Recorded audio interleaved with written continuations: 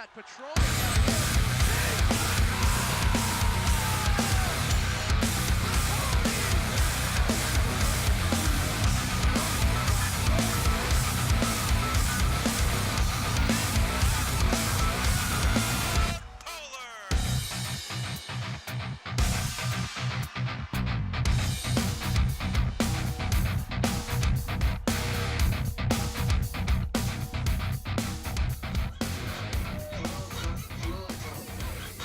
You are looking live inside Polar Stadium, the site of a fantastic matchup here tonight as the St. Thomas Academy Cadets travel north to play the North St. Paul Polars here on SCC Community. Live under the lights alongside Sam Erickson, I'm Alex Wistad, pleased to be bringing you this exciting matchup. Sam, how you doing tonight? Oh, I'm doing fantastic, Alex. So glad to join you here on this broadcast for what should be an amazing matchup here in the Metro East Conference. We'll go ahead and take a look at the weather now. It's a very chilly night here in North St. Paul. As you can see, a very slight wind blowing 7 miles per hour out of the northwest, and a temperature just hovering around 65. A perfect night for some soccer here, Sam. Yeah, it should be a great night. Finally getting a little cooler here in the fall here in Minnesota as we're officially into fall, late September, and that means we're getting a little longer here into the season. Now, as we take a look at North St. Paul, head coach Casey Holm here in the season, 8-3-1 are the Polars on the year. A very good start to the season for them, one which hopefully will lead them to US Bank Stadium in the state tournament this year. Yeah, and kind of going into this season, they were probably hoping for a lot more, but lost a couple of their key players. It's kind of been the storyline for North St. Paul this season, but they've done a pretty dang good job performing without them. As we take a look at those Metro East standings, you see them right at the top, unbeaten, but their opponent here tonight also unbeaten, St. Thomas Academy, and you look at that overall record there for the Cadets at 8-1-1. Very good coming into this contest. One thing about these two teams, though, as a lot of you North St. Paul and SCC sports fans know, this North St. Paul team, of course, competes in Class 2A, the biggest class in soccer in the state of Minnesota, while St. Thomas is a Class A school. Well, Sam, as we look at that North St. Paul schedule again, where they entered 8-3-1, we do, of course, have about 10 minutes left to go before the start of this one. Cadets and Polars here from North St. Paul. As we take a look at the soccer rankings for Class A, you can see there, Sam, St. Thomas Academy ranked number 7th in QRF at 67.4, and you can see there some other powerhouse Holy Angels in there at 11th as well, and De La Salle all the way down at 18th, but certainly a high achieving squad here in the Cadets, and they're expecting big things out of their forwards as well. Yeah, I mentioned St. Thomas, is a Class A school. You see them, though, at number 2, very good. Only one loss on the year. Kind of an upset came to St. Paul Highland Park, but that was the opening game of the season. It always kind of don't really know what's going on there, and maybe didn't perform as they have been later on in the year. Another result they had was a tie to Blake, 2-2, and we saw Blake was the number 3 in those QRF rankings. Now we'll take a look at the Section 3A standings. This kind of determines the section seedings. The QRF goes a long way in doing that, and you see St. Thomas sitting right there at number 1 in 3A. A lot of other schools in there. Section 3A, a very large section. As you saw there, about 18 teams in that Section 1. That'll be very tough for anyone to get out of, but even for St. Thomas Academy. Now we flip the sides to the Polars as they represent Class 2A QRF. As you can see there, North St. Paul coming in at 19th, just ahead of Farmington and behind Egan and St. Louis Park. I see why Zeta places things in Class 2A, but the Polars are right there behind, looking to increase their standing. Yeah, I mentioned the absence of a couple key players for North St. Paul. Thought it was going to be a tough year to rebound. They also lost their entire defense, were seniors, their starting defense last year. They've replaced them, but heck of a job being in the top 20 here in this ranking. Looking up at some of the teams in their section, very good section, but North St. Paul doing a great job. This program, head coach Casey Holm, rebuilding year in, year out, and it's proved this so far this season. As we take a look at their potential ranking, you can see that North St. Paul right now would be 4th in Class 4AA, kind of lower than what we would expect them, but a very difficult section. A Stillwater team that's going to be ranked number 1, and a Woodbury team which the Polars lost to here 1-0 on Saturday, September 16th, but also a very good White Bear Lake team who surprised a lot of people as well this year. Yeah, you said North St. Paul losing 1-0 to Woodbury. They're QRF at 6 right there, number 2 seed. You know, they and Stillwater are kind of right there. So if you think North St. Paul can hang in a game like that, they can have a chance to upset somebody in the sectional. And as you mentioned, maybe make it to US Bank Stadium. Kind of would be a surprise for this team this year. But I think they've kind of built some steam as the season's gone along. You know, gotten to the Metro East Conference, maybe faced some lesser opponents, built a little bit of confidence. And this should really be a good test for them and see kind of what they can expect coming into the postseason. Well, of course, this isn't the first time that we've seen the St. Thomas Cadets here this season. They did play the Tartan Titans just a few weeks ago. We were able to broadcast that game. And what we'll do now is we'll show you some of the highlights from that matchup from an episode of Sports Path from a few weeks ago. We'll have the Tartan versus St. Thomas Academy game, if you want to call it that. Yeah, that's right. We are going to start with some highlights. And there they are at Tartan Stadium. Tartan turning things around a little bit this year, already with 3 wins on the season. Going to be a tough one, though, against St. Thomas Academy, and they got it started early and often, as right here, already with 1 on the board. Get a second one. That is Amon Bird to make it 2-0 under 10 minutes played. So fast start from the boys in blue. St. Thomas Academy now Dylan Lovegreen with the ball near side. Centers it, and Nikita Zoltak heads the ball in for a beautiful goal. That was actually Zoltak's second on the night. He got the first one there with a little redirection. Now off a free kick, the ball is loose, and Wyatt Isaac turns around, shoots it right on net to make it 4-0.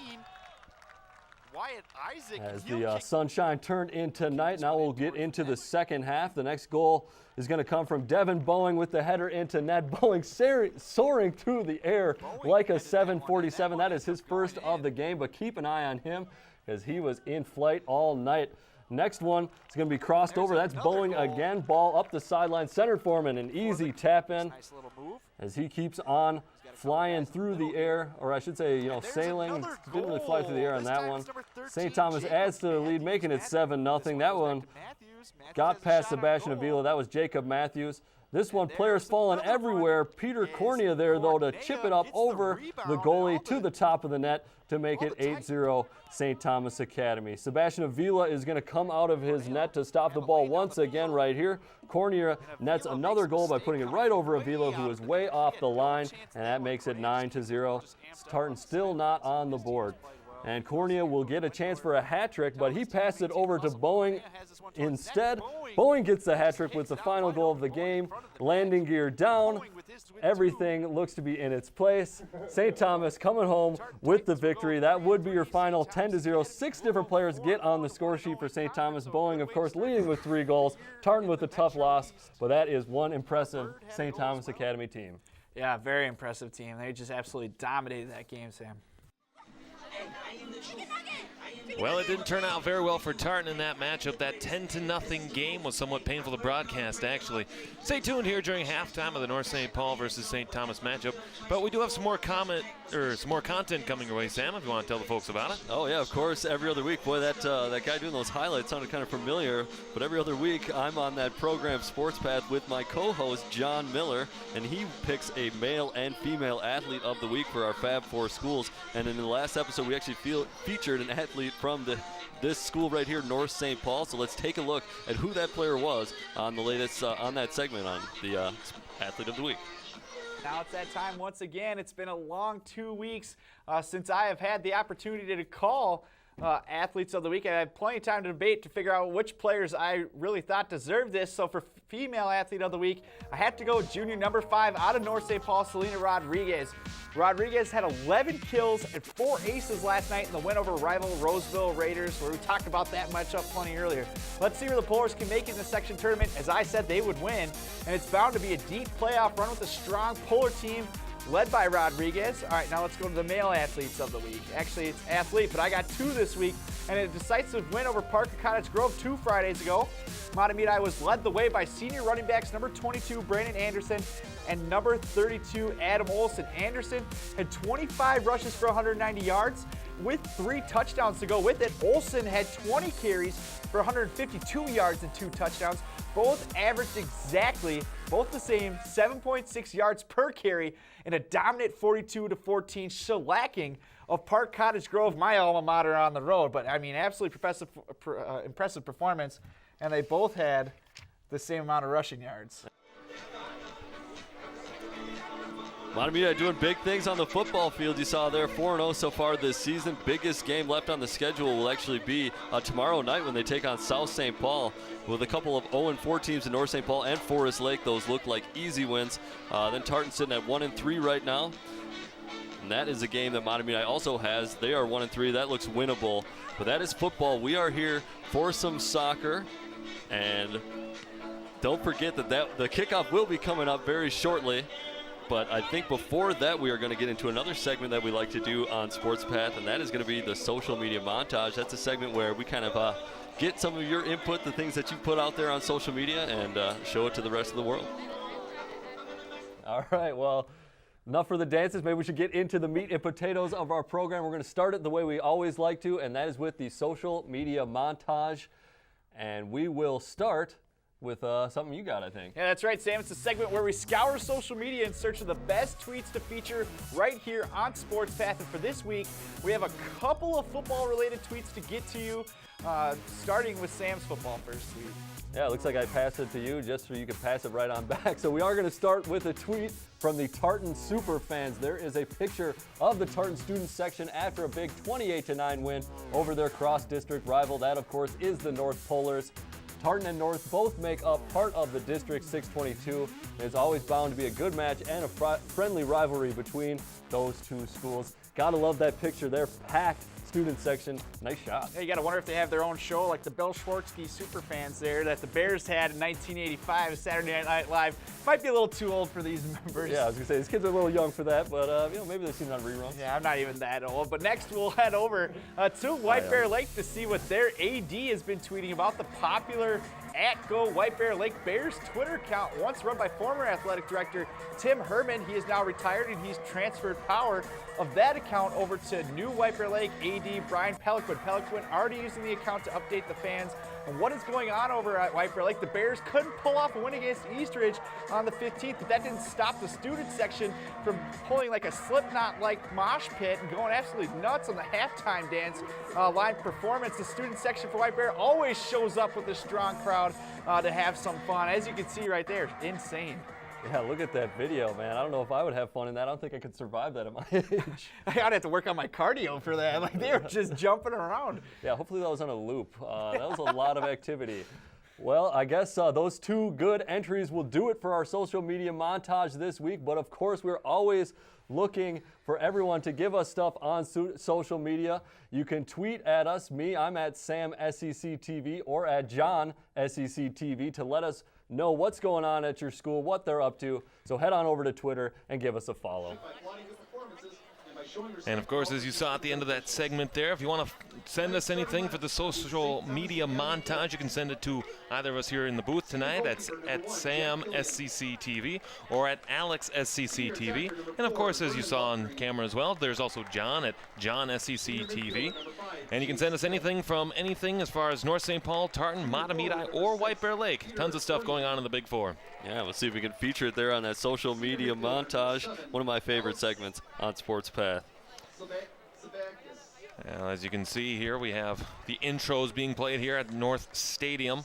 We're awaiting our featured player of the game for the St. Thomas Cadets. Again, with a high-powered offense, you could have anybody on this roster as far as who they would pick, but as far as who we've decided tonight, as he's coming in now, number 11, senior midfielder Amon Bird leads the team in goals with 9 this season here, Sam. Yeah, and we saw the highlights there in our pregame of St. Thomas against Tartan. Now, Tartan, maybe not the strongest opponent for a team like St. Thomas, but Amon Bird was there on the scene with at least 1 goal. And, he facilitated a lot. Midfield player with 9 goals. Very, that's kind of rarefied air. Good job from Bird, and he's going to be leading the ship here for the St. Thomas Academy.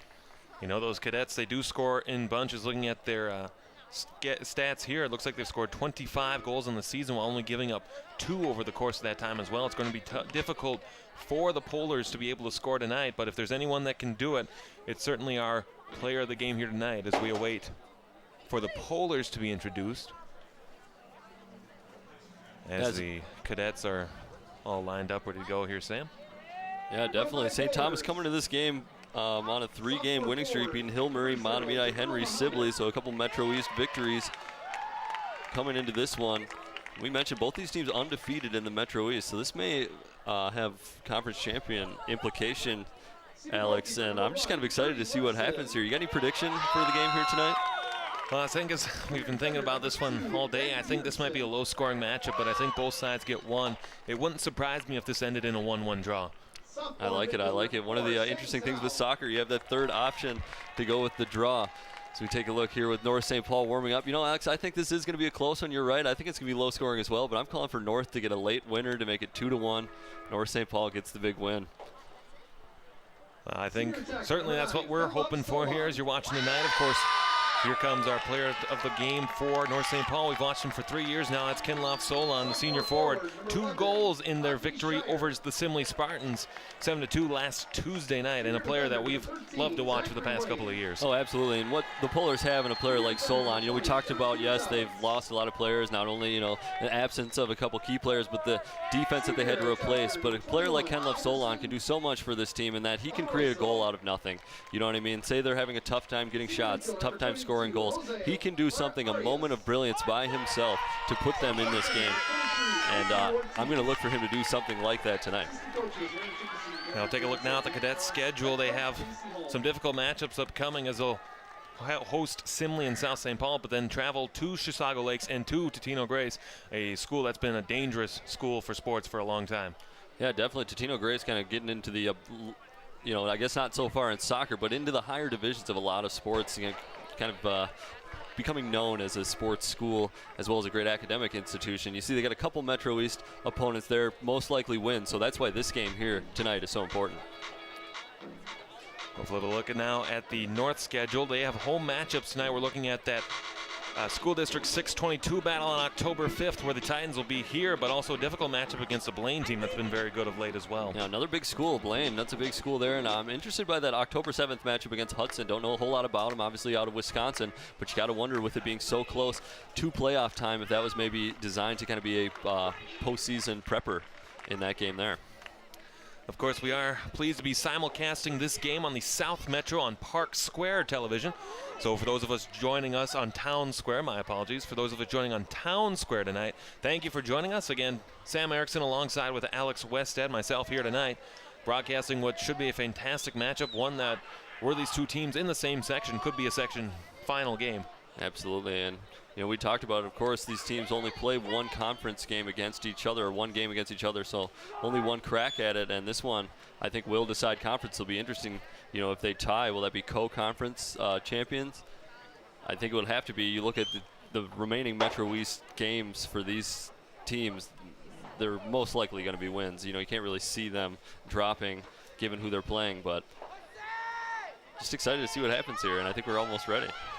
Now, both goaltenders for both sides wearing a variation on green tonight. The Cadets in their road blue uniforms with a white number on the back, and the Polars in their home whites with red numbering and trimmed down the sides of their jerseys as well. As St. Thomas Academy will start this one, moving left to right across your television screen, and we are finally underway here at Polar Stadium between the Cadets and the Polars. 20 minutes have gone by, and we will start play up with this one as it gets sent back into the attacking half where the Polars race to the ball trying to deflect it out, but the Cadets can get it back on their far side where they try to work in the attacking half.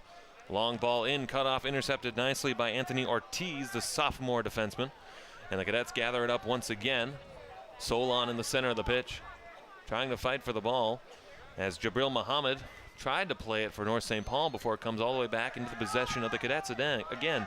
And Sam, this is a spot where the Cadets can be dangerous if they have the ball for the majority of this game. A good step in there from Ortiz, the young defender. As play continues on, the Cadets maintain possession again. Emmanuel Bird, as we talked about him in our pregame, as the ball gets cleared back out right at the 30-yard line. It can be worked back to this near side now where Michael Zander can play it for the Cadets. Nice pass in front, intercepted. And the challenge for it is cleared well down the length of the field, all the way into the Cadet half. And that's where Chris Martin will play it for the Cadets before giving it to his goaltender, Jack Killian, the senior goaltender for this St. Thomas Academy squad. Makes his first save of the night. can see wearing the neon green, almost a yellow, with some sort of a black mesh print on the outside of the arms as well. So he'll send the ball in, right-footed kick off of the head of a cadet before it goes back to the center of the pitch, bounced up ahead off the feet of another cadet. That's Peter Cornea. All the way back up through center where the cadets can send it back onto that far side off of the foot of Wyatt Isaac, the sophomore attacker. Sent in further though where the Polars can play the ball up ahead. And it goes back into the attacking half for North St. Paul. As it goes now to Martin on the far side. Martin tried to feed the ball, goes out of bounds, and the Polars will get a throw in here in this early going. Yeah, it'll be interesting to see if North can kind of sustain some possession here. It's pretty much all St. Thomas. In the first couple minutes, North St. Paul hasn't really had a chance, though, to get the ball and pass it around at all. And looks like they're going to try and work it up that far sideline and at least have it for a little bit. And it'll be the Polars to throw it in on the far side in the attacking half, as it looks like they'll leave the ball, and Eric Kubiatowicz will come and play the ball for the Polars. As instead of throwing it in, he'll get a free kick out of this. I'm guessing he's got a strong right foot, and he does. Kubiatowicz's shot gets sent in, and Vernon Lovegreen, the senior attacker, can clear it out. So the ball goes bouncing, can be played on that far side by the cadets, back to the center of the field. Played off of the head of Ortiz again, before Muhammad tried to play it for the Polars, but here comes the cadets again off of the foot of a couple of players as Shirey tries to make it up further for Solon, but he couldn't quite get there, and the cadets will get a throw in here. And Xander on the near sideline throws it up the line. Tried to get it in front. As you can see, we have a very high press box here in North St. Paul, which provides for some great over-the-top camera angles. As we can see now, here's Subnanak trying to play the ball up ahead, but intercepted by the Polars once again. In further now, as that was Montroso, who turned it over now, and the cadets can try and play it back the other way once again. It goes out to bounds, and it'll be a throw-in coming here for the cadets. Rolled up further ahead, past the defense. Kubiatowicz sends it back into the attacking half, where they can play it off each other, and it gets sent well in deep. And the goaltender, Killian, can come out and make the save for the cadets. And not surprised to see kind of a slow start here, you know, with this being such a big game as we talked about. I think both these teams are really going to feel each other out probably the first 15, 20 minutes, not really take too many chances. You know, if one team has a lot of possession of the ball, we'll probably see them start to take, you know, more chances. But right now, I'm not surprised to see a lot of midfield play. So cadets get a run on the far side as Bird tries to play it. Gets it across again for the center of the pitch now as Xander can play it for the cadets. Xander sends a right-footed kick in. It goes off of Ortiz, out of bounds, over the press box in the stands. We'll have to get a new ball. And it'll be Xander to take the throw in here for the cadets. Xander throwing the ball in, looking for Bird off of his foot. As Bird works around one, tries to send it back in front, goes over the crossbar and ahead. And the goaltender Kirby Larson could not play it for the Polars. He'll get a goal kick upcoming. I think that was Wyatt Isaac. Thought he'd just try and, you know, take a chance there, launch it a little bit, but, you know, had some space. I was noticing defender Anthony Ortiz. He's the young defender here on the right side, playing a little close to his fellow defender, and I think that allowed for some space to be created on the other side. Larson with a strong right-footed kick back into the middle of the field. And the cadets can regain possession again as here's Bird, defended nicely though by Muhammad for the Polars. Sent all the way back out to the center of the pitch where Lovegreen can play it for the cadets. Here comes Muhammad for the Polars. Muhammad trying to race in, defended nicely though by the cadets. As the ball will go back into the attacking half for St. Thomas Academy. Here's Bird into the attacking half. Nice challenge by Muhammad to force him off the ball. Looking for a card was the cadet attacker, but could not find one. As we'll get another whistle here. It'll be a free kick coming for St. Thomas Academy. Yeah, it popped up and hit Anderson Monteroso in the hand there as he tried to control the ball. Been real impressed with Jabril Muhammad, number 0 for North. Doing a lot of great stuff, even on defense with, you know, kind of an undersized player. Saw the ball taken away from him when he was trying to make a nice run, but got it back, and he's so far been sort of the bright spot for North on offense. Well, speaking of him, here's Muhammad ahead for Monteroso. Intended for Solon on that far side, but the Cadet defense recovers. And the play ahead, the turnover now though, Monteroso sends it across, and a great intercepted pass sends it all the way back as the Polars can send it quickly right back in. The goaltender, Killy, comes out. He had a difficult time handling, but is able to make the save, and Killian has had to have some early resilience to face this North St. Paul attack. Yeah, it was good reaction from Monteroso. Their flag did go up on the far side, so he would have been offsides, but I like him trying for that. This ball gets sent back in, looking for Solon, but the fight for the ball continues in the center of the field, onto the far side now. As can be intercepted now. Here's Bird, all the way back for Sobanakis, and then onto the near side here for Michael Zander. Zander, intended pass through, finds the foot of Zoltuk. Zoltuk steps around one man, and a whistle will blow, and it'll be a free kick coming. I believe there was contact on Zoltuk, and that'll be a free kick for the Cadets. Boy, North really getting a lot of people back behind the ball once St. Thomas kind of gets it into their half. Foul committed though, and St. Thomas going to have a good opportunity here from the free kick. So Bird will take the free kick for the Cadets. He's standing at about 25, almost 35 yards out, including the end of the football field. As Bird approaches the right-footed kick, angled in, goes off of a head, and then to Monteroso for the Polars, and that'll end that threat for the Cadets. As onto the far side, Muhammad will try to race to the ball. Long stretch pass, Monteroso on a run for the Polars, tried to send it in front for Solon, but defense there for the Cadets was able to snuff that opportunity out. Well, Monteroso really got a lot of life in those legs. He's got some quickness, needs to work a little bit on his touch, but nice run of play right there. As Muhammad tried to step around one defender, then back further up ahead, intended for Monteroso, before it's intercepted again by Martin, who can send it out for the Cadets. Back now for Ben Peterson, the sophomore, junior defenseman rather. It goes all the way back to the far side, bouncing near out of bounds. Wyatt Isaac can play it. And then now Vernon Lovegreen once again for the Cadets. Lovegreen on that far side. Ball gets sent in where it can be played now by Zander, playing up defensively. Further in, off of Ortiz, as the Polars simply clear the ball out of their attacking, defending half again. And here's Chris Martin. Martin up ahead as the ball is intercepted by Seng Tao. Tao up ahead for Monteroso. Running into this attacking half before sending it back, and a long ball shot in as Solon trying to fight off the defense. Ball goes off of his foot as our player to watch, continuing to try to leave his mark on this game here, Sam. Yeah, I was kind of wondering why they popped the ball up long there. Seemed like they were doing a lot of long passes. I realized though right there they were looking for number 9, thought he could get a little one-on-one in the box and make something happen. Unfortunately just couldn't control it. Well, in the 10th minute of this one, no score. Cadets and Polars, both teams entered this one today with an undefeated record in conference play, and what would effectively, based on their schedule, become a de facto conference championship game for both of these teams. As here's Solon now. Solon moving in, attacking, tried to chip it over the defense, but it goes over the crossbar, and there'll be another goal kick upcoming. Yeah, it's a dangerous look though. Ken Love Solon getting the ball real near the net. Never something you want to see if you're on the St. Thomas side. Good job by North though here in the last couple minutes, kind of creating some momentum, building some confidence, and having more of the ball. It's Jack Killian waiting to play the goal kick.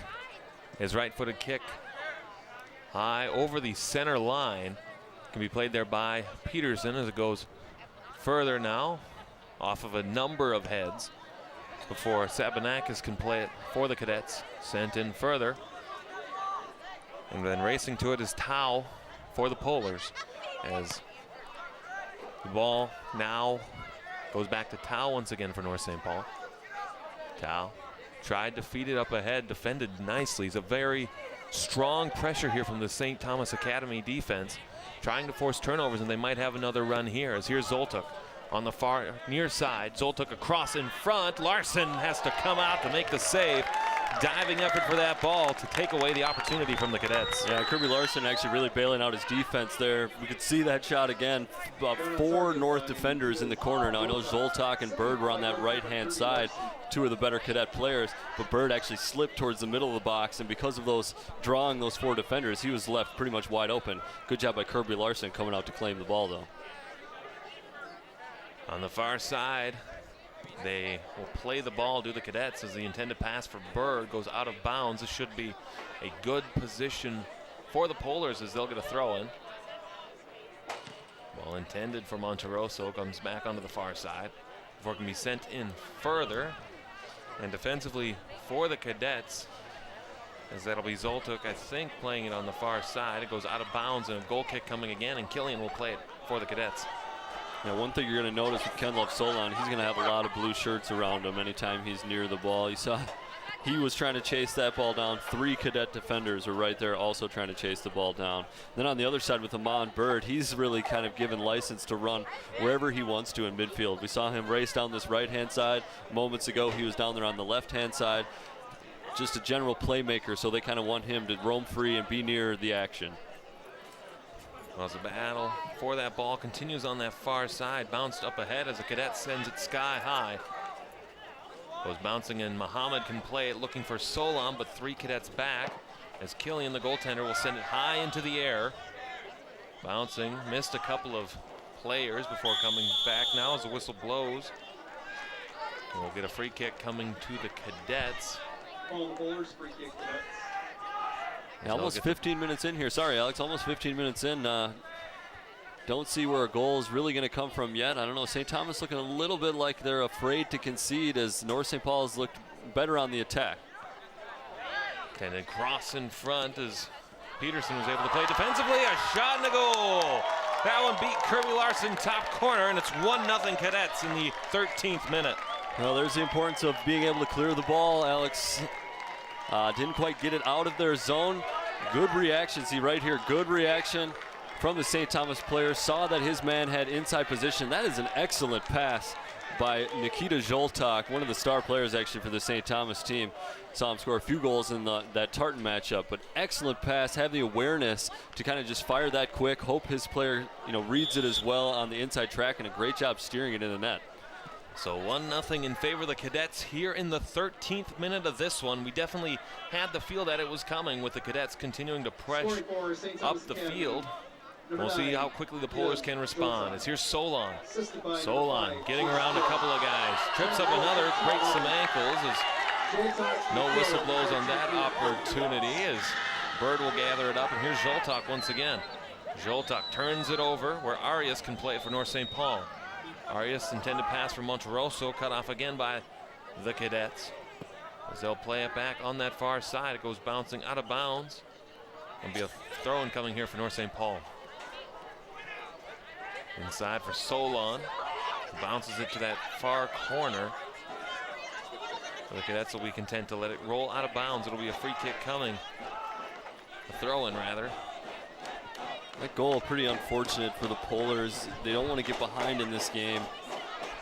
And that one kind of just coming out of nowhere was really unfortunate. They did a really good, they've been doing a good job containing and playing good defense. And it was going to take something like that to kind of break the deadlock.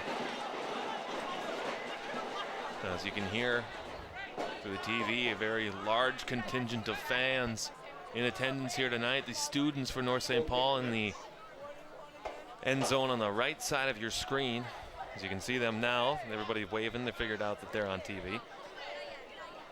But a very loud and vocal audience tonight. Yeah, always a great crowd. This is, of course, we talk about this matchup is, basically a decider for the Metro East. Both these teams playing very strong. Also, not to mention the implications it has for postseason seeding. As the Polars try to come back in this one, Ken Love-Solon now sends a right-footed shot on, but quickly smothered up by goaltender Killian. And again, he's been tested tonight, but has been able to stand strong in net for the Cadets. Yeah, he's been tested, not tested too much, though. Hasn't faced anything too tough. But Killian's been there. He's made the right decisions for the most part.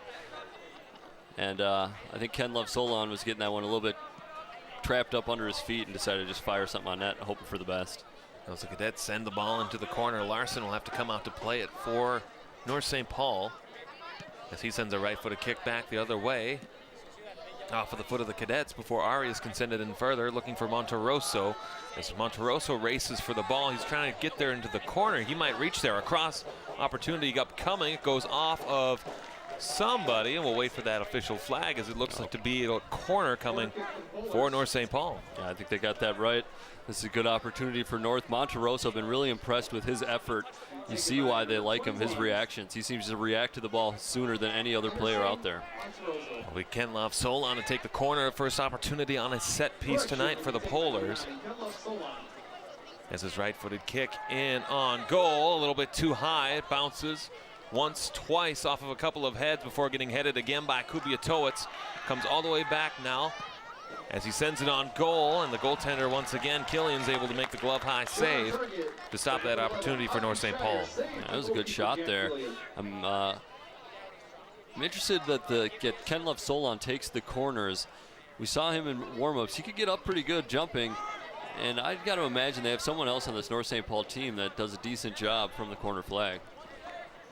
Well, as the Cadets look to respond, it'll be Sabanakis playing the ball now for the Cadets on the near side for Zander.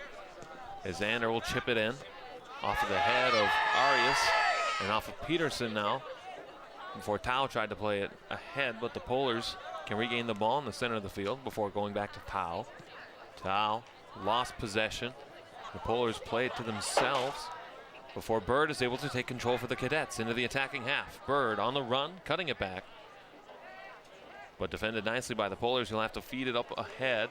The cross in front can be cleared out by Tao. Off of Arias, Tao played it again. It'll go to Muhammad, but can be held in now by Sabanakis. Sabanakis defended nicely by Muhammad, taken down, no whistle. As the Cadets continue to maintain pressure. In the attacking half, cleared out. Here's Muhammad now on a rush for the Cadets. Into the attacking half, into the goal box. Tried to clear it, but a great defensive play by Tao to send that one out. Yeah, Love Green nearly got it to Bird, standing right in the middle of the box. Good job by North getting a foot in there and clearing. As here's Peterson now sending it all the way back out. Comes back in as Monterosso plays it to the far side. It goes into the stands, bouncing and hopefully not over that fence. We do not want to lose a ball here to Highway 36. Yeah, we were talking about that earlier. We figured they must have lost some at some point. That one I thought had a good chance. As here's Zoltuk on that far side for the Cadets. Ball gets sent in. As it can be played there once again. Another angled right-footed shot goes wide of the net. It'll be a goal kick upcoming here for the Polars. Yeah, I thought that might have taken a deflection. There's a look at the wall for Highway 36. We talked about a pretty high fence. Not sure how high, but I mean that's pretty far back from the field fence here. So it would take a pretty wayward kick to get that onto Highway 36. But for any motorists out there, beware. There's a soccer game going on up here. We're getting word that it does happen a couple times a year. Not surprised by that. Of course, that wall and that fence, newly part of the renovations to Highway 36, which happened a couple of summers ago, and even though we've talked about it before, the renovations to this field and this press box, this facility here in North St. Paul, wonderful facility to broadcast in and certainly to play sports in as well. Oh, definitely. I really like this stadium. Up here, you're kind of elevated, and then you got the great view of the snowman across Highway 36 for those of you familiar in North St. Paul. We'll hope to get a shot of that snowman come halftime. Of course, 20 minutes from that. Right now, 1-0 Cadets lead as we take a look at the snowman lit up in the wonderful September night here in North St. Paul. Yeah, that's a permanent fixture. Isn't that right? Oh, definitely. Yeah, so it's winter all year round here in North St. Paul. Well, as the ball gets sent in, can be played further up ahead. Some very dangerous passes where it looks like they're going for elevation instead of distance, as Shire can play it up ahead, but the Cadets quick on the ball can send it back the other way. Shire trying to race back defensively for North St. Paul, as Muhammad also tries to play defensively. Goes onto the near side now for Cornea for the Cadets. Cornea sent it in further for Zoltuk. Joltuk cutting it back. Looking to keep play alive now as Joltuk challenged by Monterosso before it can be played even further down the pitch. It goes all the way now where Chris Martin can play it simply out of bounds to get a throw-in upcoming to set the defense for the Cadets. Well, I was going to say that would have ended up in the highway if that would have been on the other side. Not to bring that up again. But yeah, North St. Paul, that's Joltuk on St. Thomas. That's who I wanted to talk about. He is a heck of a player. You saw him just keep possession like it was easy here on the near side. They ended up losing it. North St. Paul, though, a good position. And we'll get a throw-in coming here for North St. Paul. As you can see, kind of a very tight angle, but I believe that'll be Kubiatowicz taking the throw-in for the Polars right on the fence. As the Polars look to set up as Kubiatowicz throws it in. A header shot goes left of the cage. It'll be a goal kick coming for St. Thomas Academy. Ooh, that was a good look for North right there, Alex. Should have equalized. I think that was a free header off the throw-in. Take a look right here. Yeah, and there's a crowd in there, but getting a free head on it. Couldn't do anything with it. I think that might have been Ben Peterson, number 2, the defender. Killian playing the ball up ahead as here's Peterson now before Martin can send it back for the Cadets off of the head as he falls down. And Larson's able to make the save. That was some dangerous territory, not a time for miscommunication. Good job by Kirby Larson, the senior goalie, taking charge, going and getting that ball, even with the confusion as Joltuk was bearing down for St. Thomas. Now here's Ortiz, falls down again as the ball goes out of bounds. It'll be a throw-in coming on that far side for the Cadets. And Alex, I noticed before we had that long throw-in, Anderson Monterosso took a seat and they subbed in Jorge Caballero. So Monterosso, who I've actually thought was probably one of the better players out here for North St. Paul, taking a quick rest. We saw he does use a lot of energy trying to track down the ball, so maybe coach strategically giving him a breather here and there. We'll take a look, some play on the far sidelines. So far as you can see there's our guy that we've been watching, Jabril Muhammad, for most of the game tonight, where he's been on the ball significantly. Yeah, Muhammad kind of roaming up and down that right side. They sort of let him come back and defend, get forward as well. I'd like to see him maybe get forward, although North would have to sustain possession. Well, here a right-footed shot on goal off of the foot of Jorge Salguero Calabero. Goes right into the mitts of Killian. And that'll be the end of that opportunity for North St. Paul. As Killian comes out to kick the ball through to the center of the pitch. Intended for a couple of guys off of Bird. As they battle for it, Bird onto the near side now for Cornea. As Cornea races down the far sideline. Defended nicely by Peterson. It'll take a cross opportunity. And the goaltender Larson's able to snuff that one out. And that'll be the end of that opportunity for the Cadets. As Larson sends a right-footed kick high over the air off of a couple of Cadets before Shire can play it further. Intended for Solon. Goes onto that far sideline now, and the Cadets can play it there. Into the opposite corner, a long stretch pass intended for Zoltuk off of the body. As Kubiatowicz can play it further ahead now. Cutting back with the ball now is Bird. Back onto the far sideline. Bird as a Polar falls down. Intended pass through. Off for Bird. The whistle blows on the far sideline. It'll be a free kick upcoming for the Polars. Yeah, referee giving a little advantage, actually kind of an extended advantage there for North St. Paul. Brought it back, and we'll have that free kick as there was a foul. As Kubiatowicz sends the ball in, looking on that far sideline. Too far, as I believe he was looking for, I think that was number 13, Zachary Wayne, and it is. The junior defenseman now into the game for the first time. And the Cadets will get a throw in here on this opportunity, as that'll be Vernon Lovegreen to take it for St. Thomas Academy. Jabril Muhammad taking a seat as well. Not sure who they brought in. This ball can be played further up ahead now. The Cadets looking to regain their attack. Been a little bit more of the back and forth action, as you can see. That's exactly what's been happening now in this possession. Here's Solon. Solon with an opportunity with time and space. Solon fakes out a defender and the shot goes wide to the left. But a great shot there by Solon, just a little too far to the left, Sam. Oh, I thought he put a little left to right curl on that, and that was going to sail into the back of the net. Man, this kid is dangerous. You see, nice fake on the shot there. If he puts just a little curl onto that one, I think Jack Killian has a lot of trouble trying to stop that. And like I said going into this, Ken-Love Solon is a player that even if he's got 2-3 guys around him, he can provide a moment of brilliance. And I'm telling you, he is going to net one here. As the ball goes out of bounds, it'll be a throw in coming for the Polars as the head linesman has ruled that. It'll be a throw in looking for Solon again. Finds its way to the center of the pitch where Bird can play for St. Thomas. Back to the center. Here's Bird once again. Bird trying to race around as a couple of guys fall down. But quickly up on it once again is St. Thomas Academy. Sabanakis looking on the near side for Isaac. Isaac back in front and headed out of harm's way by Kubiatowicz. As the ball goes bouncing out of bounds and the throw will come for St. Thomas Academy.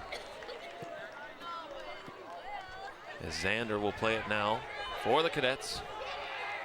On that far side, throwing it in, looking for Bird.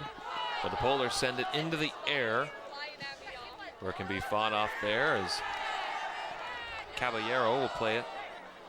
But back into the center as the Cadets continue to fight for this ball. Looking for Solon as the Polars try to clear, but held in again. Isaac tried to clear it up ahead, but it can be cleared out once again, and the Cadets can reset their attack. As here's Bird. Bird looking for Zoltuk in front as Larson will come out to take away the opportunity, and some dangerous possession there by the Cadets, Sam. Yeah, definitely. Zoltuk always dangerous, even in the air. I've been impressed, though, with Kirby Larson. He's done a great job, came out confidently, got the ball, and North keeps St. Thomas off the board once again. As the ball gets sent back again, Zoltuk, as the ball went off the head of Kubiatowicz. As the Cadet falls down as his ankle went on the ball, and the Cadets should have a rush here. Bird back to the center of the pitch to slow it down for St. Thomas Academy. Bird right-footed kick too far as it evades Peterson, and the goaltender Larson will come out to play it. Larson inside of 12 minutes to go in this opening half. 1-0 Cadets lead. A long ball high into the air. Went too far for Xander, but Solon racing to the ball, trying to get there. Back to the center of the pitch. It's intercepted once again as Wayne is able to play it for North St. Paul. As the Polars get back to the ball, as Tao for Wayne onto that far side, looking for Solon. It goes in on goal, and the goaltender Killian will have to come out to make that play. Yeah, not a great chance there, but St. Thomas with the 1-0 lead. But I would have to say that North St. Paul has had more chances, more legitimate chances on net. Of course, St. Thomas has that one goal. Came off a big Polar mistake. We've got something going on here as it looks like Amon Bird a little shaken up. As you can see, Bird there limping, appearing to be favoring the right leg. And look at a substitution coming on for the Cadets. Of course, our player to watch leads the team in goals this season. 9 goals this year for him. As you can see, he's really grabbing that ankle, of course, or not the ankle, the knee. Certainly hope the best for him. Yeah, I'm sure he probably just knocked knees with somebody. Gonna take a minute, run it off. I'm sure he'll be all right. You can see there, athletic trainer Mary Helfer on the sideline there attending to the players. For this one here tonight, as the Polars look to regain possession.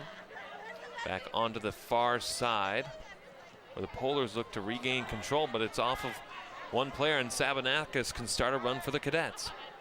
Sabanakis sends a cross in, too far for anybody, and Larson will come out to take away the opportunity for the Cadets and send it back the other way. The Amon Bird still on the sideline.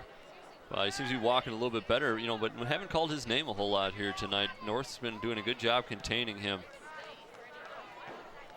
Well, here's Isaac looking up ahead. Zoltak now trying to feed the replacement Saul Escobar, the sophomore midfielder, as Larson's able to come out and make the play again. And it seems, Sam, like Larson has come out when there's been a rush for the Cadets into the attacking half.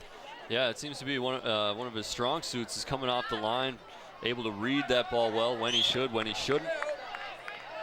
You know, on the goal, like to say, he did make the save on the goal, but didn't really have a chance. I'd like to see him with, a few more tries at a reaction save to see how he handles that. But so far, so good for Kirby Larson. You can't put that goal on him. Well, Sabanakis played the ball on the far side as the Cadets look to extend their 1-0 lead. On to the far side as there's Escobar playing all the way back now and looking for some help. Far side in again to Escobar as Monterosso can play the ball for North St. Paul. Monterosso overstepped it before trying to look up ahead for Solon, and the Cadets can keep it alive.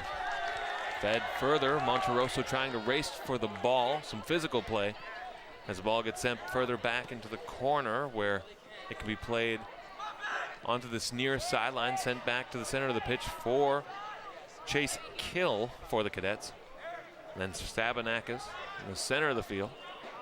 Sent further up ahead for Isaac. And then looking once again for Zoltuk before Isaac's able to play it again. Held in nicely though, but Peterson can take the ball away and give it to Kinlof Solon. And you see how many players that St. Thomas is committing to defense. I mean, they got their 4 defenders, but 2 midfielders kind of playing deep back behind them. That's how worried they are about Ken Love Solon, and they should be. I mean, he's had good opportunities even with all that. Yeah, certainly one of the best players in the state, certainly that we've watched over our time here doing soccer games. And hopefully he'll get a couple of college looks as well, because an incredible young talent for this North St. Paul Polar squad who would do a lot of good things at the collegiate level. Oh, definitely. And it'll be big right here. North should get a goal before halftime. That will be awesome. I talked about how St. Thomas committing a lot of players to defense. With that 1-goal lead, they'll be fine doing it even more. The throw-in attempt in front as the goaltender comes out. He smothers it up, covering the ball completely. Another opportunity there as Killen makes the save as Monterosso was in tight. As we take a look at the replay here, we'll get to that in a second. A great opportunity though from the Polars on that shot, Sam. Yeah, it was a Snapchat replay right there. A couple stills, didn't quite get that one off, but yeah, excellent play. North St. Paul, both those long throws that North St. Paul has had in dangerous territory have been they're probably their best chance at scoring. Well, here come the Cadets once again as the ball gets sent further back. Love Green doing battle with Monterosso for the Polars, trying to tackle him off the ball. Monterosso sent it onto the far side, where it can be sent further up ahead, looking for Escobar, but it's sent out of bounds as Arias tried to play it up ahead. This time it goes bouncing into the stands. There'll be a throw-in coming here for North St. Paul. I know everybody was on the edge of their seat, wondering if that was going to head onto the highway. Sorry to let you down, folks. Well, we'll certainly be looking forward to that one, as there are definitely legs on the field that have the strength to do that as the throw-in comes in before it gets headed back out. Kubiatowicz can play it in. He sends a shot on that goes wide to the left. There'll be a goal kick coming here for St. Thomas. It looks like Anderson Monterosso is contesting that. Instead it deflected off a St. Thomas player. And he seemed pretty adamant, but I don't know. He was kind of the only one. Now Killian will come out and make the play from his goal box once again. 6 minutes and counting, meaning we're in the 33rd minute of this one. As Killian's right-footed kick, a line drive, goes off of the defender, looking for Kill for the Cadets.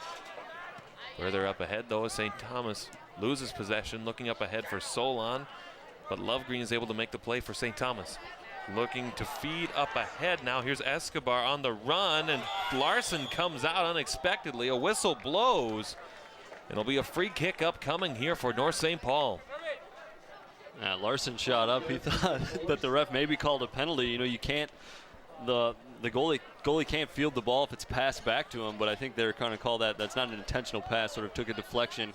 Larson made contact with it, but it was defender was actually fouled by Devin Boeing of St. Thomas.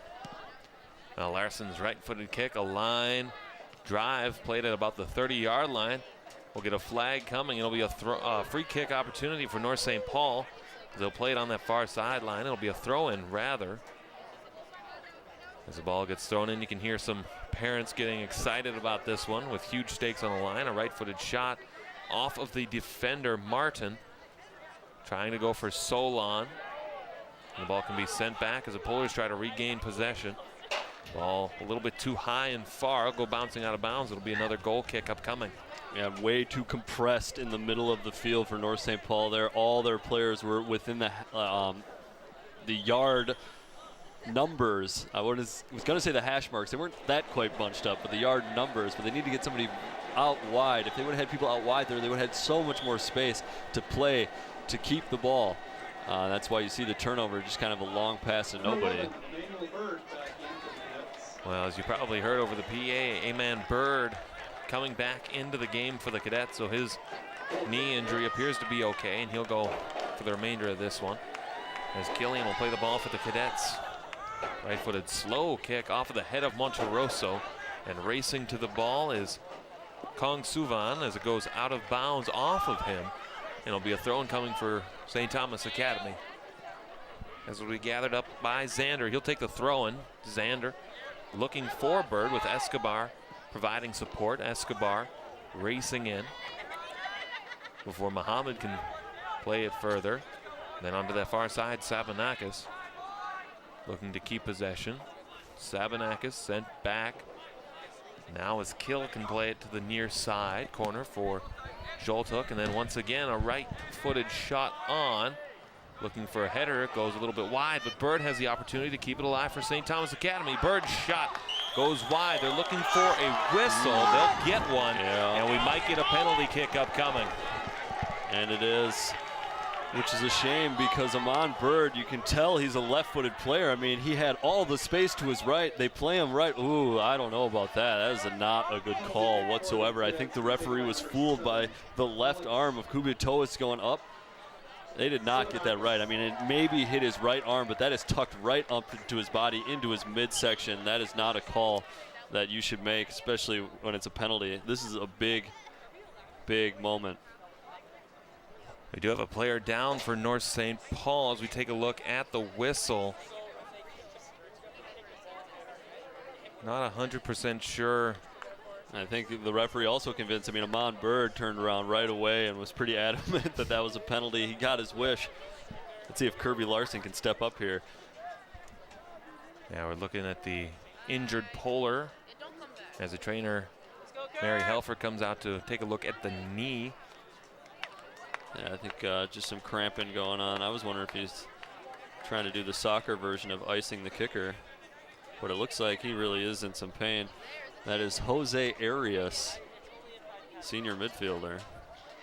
Now this time, Polars will huddle up and the Cadets will talk about their penalty kick opportunity, as I believe it'll be Sabanakis will take a look once again at the injury.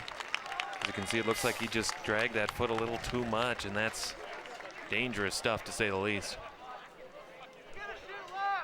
It looks like Arias will walk off the field, definitely favoring one leg over the other. That was a good another look at the penalty shot call. Now, we did see the ball strike the arm of the defender, but a lot of times when you have that arm tucked towards the body, you're turning your body away. You're not intentionally using your hand. Those a lot of times go uncalled. So Sabanakis will get the penalty kick here for the Cadets. Larson in goal for the Polars, trying to keep this a 1-0 game.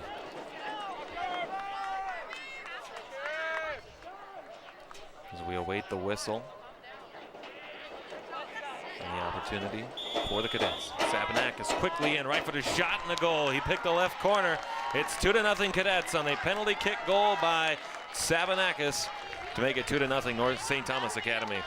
I was wondering, Alex, why Zoltak wasn't going to take that penalty, but Sabanakis, I can see why. It looked pretty good. So just had Kirby Larson going the wrong way. Larson was quick to react, but just wrong way. And with 3 minutes to go before halftime, Alex, that may be a dagger for North St. Paul. You called the draw. I can see North St. Paul putting a couple on the board, though, and getting back into it. Well, we'll see what happens here as an opportunity for Monterosso as the ball gets sent over the fence on the left side of the stadium. Oh boy, wouldn't have that been big. Get one right back. Monterosso pouncing on the ball once, as he's done all game long. Now the Polars will get a corner here, 0 for 2 on their previous attempts. This is where their best opportunities have come, as the right-footed kick a little bit too far for anybody. It goes off of a head and it'll go out of bounds. And the goal kick upcoming for the Cadets.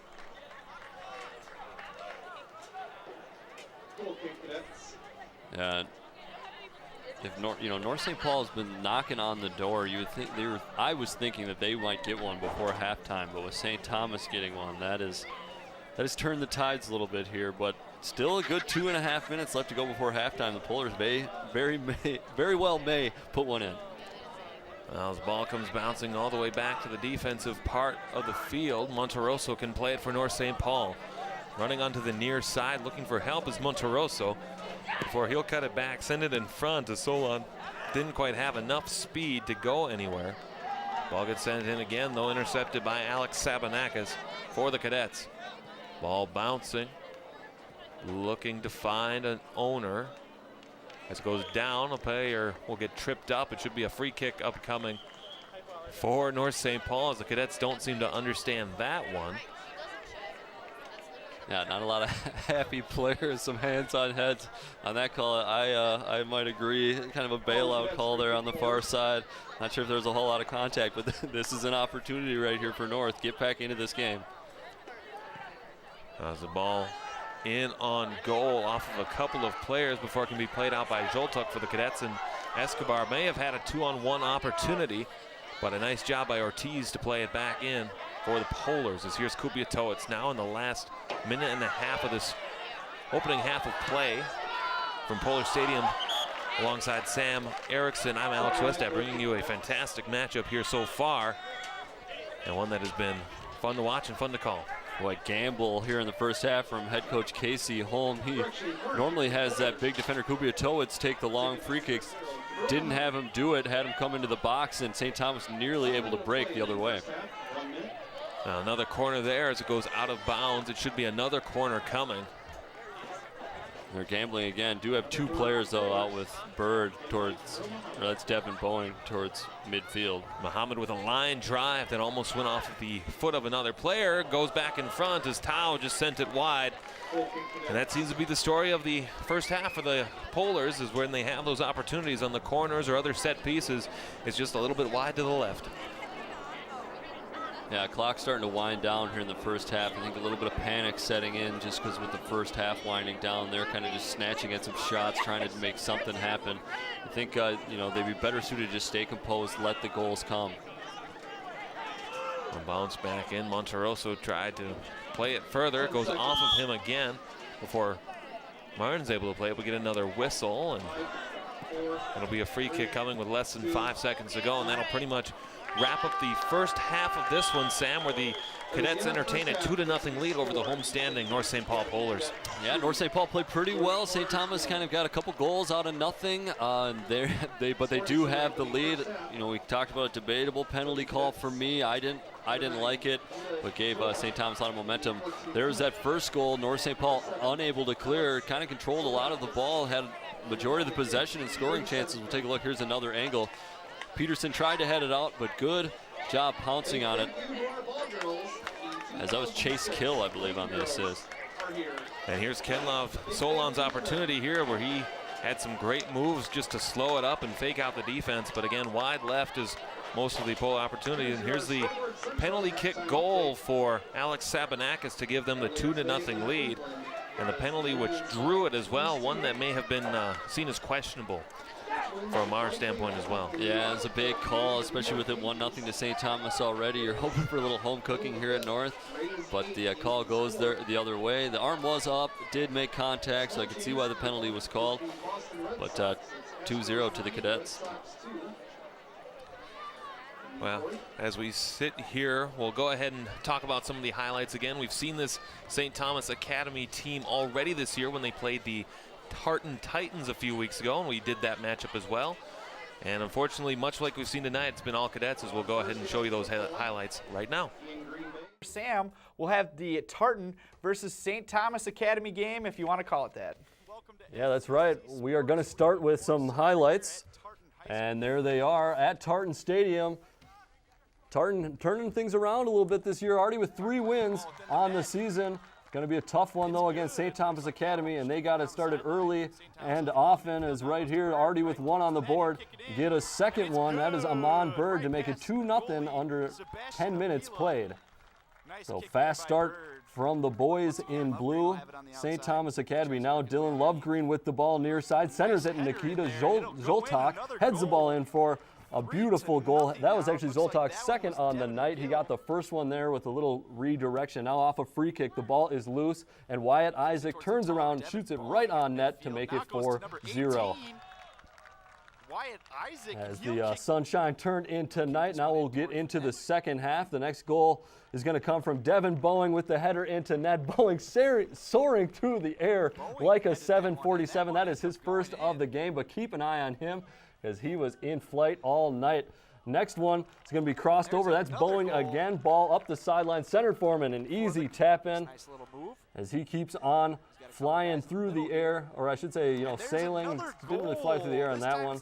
St. Thomas adds to the lead, making it 7-0. That one got past Sebastian Avila. That was Jacob Matthews. This one, players falling everywhere. Peter Cornea there, though, to chip it up over the goalie to the top of the net to make it 8-0 St. Thomas Academy. Sebastian Avila is going to come out of his net to stop the ball once again right here. Cornea nets another goal by putting it right over Avila, who is way off the line, and that makes it 9-0. Tartan still not on the board. And Cornea will get a chance for a hat trick, but he passed it over to Boeing instead. Boeing gets the hat trick with the final goal of the game. Landing gear down.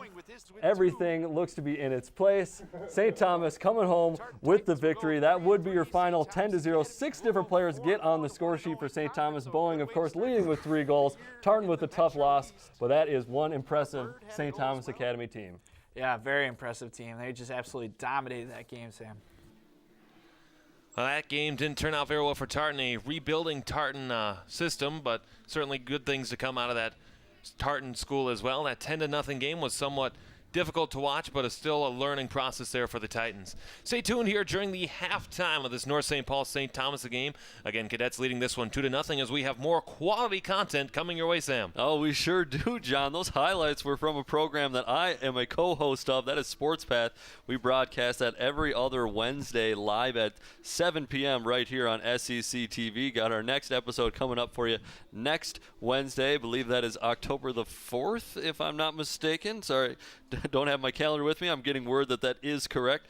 So those highlights, part of that show. Another segment we do on that show was run by my co-host. That's John Miller right there. That is the Athletes of the Week. Every week, or every episode, I should say, he chooses a male and female athlete of the week. And in the last episode, we featured an athlete from right here at North St. Paul High School. Now it's that time once again. It's been a long 2 weeks since I have had the opportunity to call Athletes of the Week. I had plenty of time to debate to figure out which players I really thought deserved this. So for Female Athlete of the Week, I had to go junior number 5 out of North St. Paul, Selena Rodriguez. Rodriguez had 11 kills and 4 aces last night in the win over rival Roseville Raiders, where we talked about that matchup plenty earlier. Let's see where the Polars can make it in the section tournament. As I said, they would win, and it's bound to be a deep playoff run with a strong Polar team led by Rodriguez. All right, now let's go to the Male Athletes of the Week. Actually, it's athlete, but I got 2 this week, and a decisive win over Parker Cottage Grove 2 Fridays ago. Matamidi was led the way by senior running backs number 22, Brandon Anderson, and number 32, Adam Olson. Anderson had 25 rushes for 190 yards with 3 touchdowns to go with it. Olson had 20 carries for 152 yards and 2 touchdowns. Both averaged exactly, both the same, 7.6 yards per carry in a dominant 42-14 shellacking of Park Cottage Grove, my alma mater on the road. But, I mean, absolutely impressive performance, and they both had the same amount of rushing yards. That's some impressive stuff there for our Athletes of the Week. Got a shout out to that North St. Paul volleyball squad. Got the big win against Roseville, a team that they've had some issues with in the past. And I'm hoping that this year is the year that they make it through that section tournament and on to state.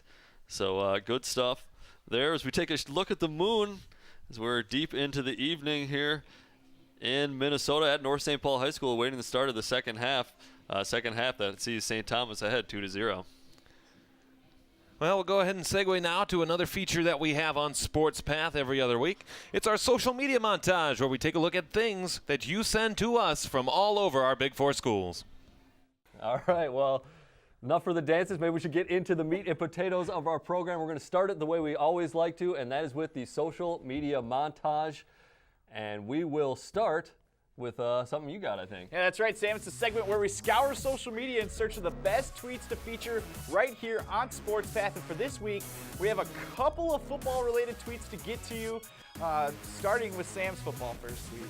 Yeah, it looks like I passed it to you just so you can pass it right on back. So we are going to start with a tweet from the Tartan super fans. There is a picture of the Tartan student section after a big 28-9 win over their cross-district rival. That, of course, is the North Polars.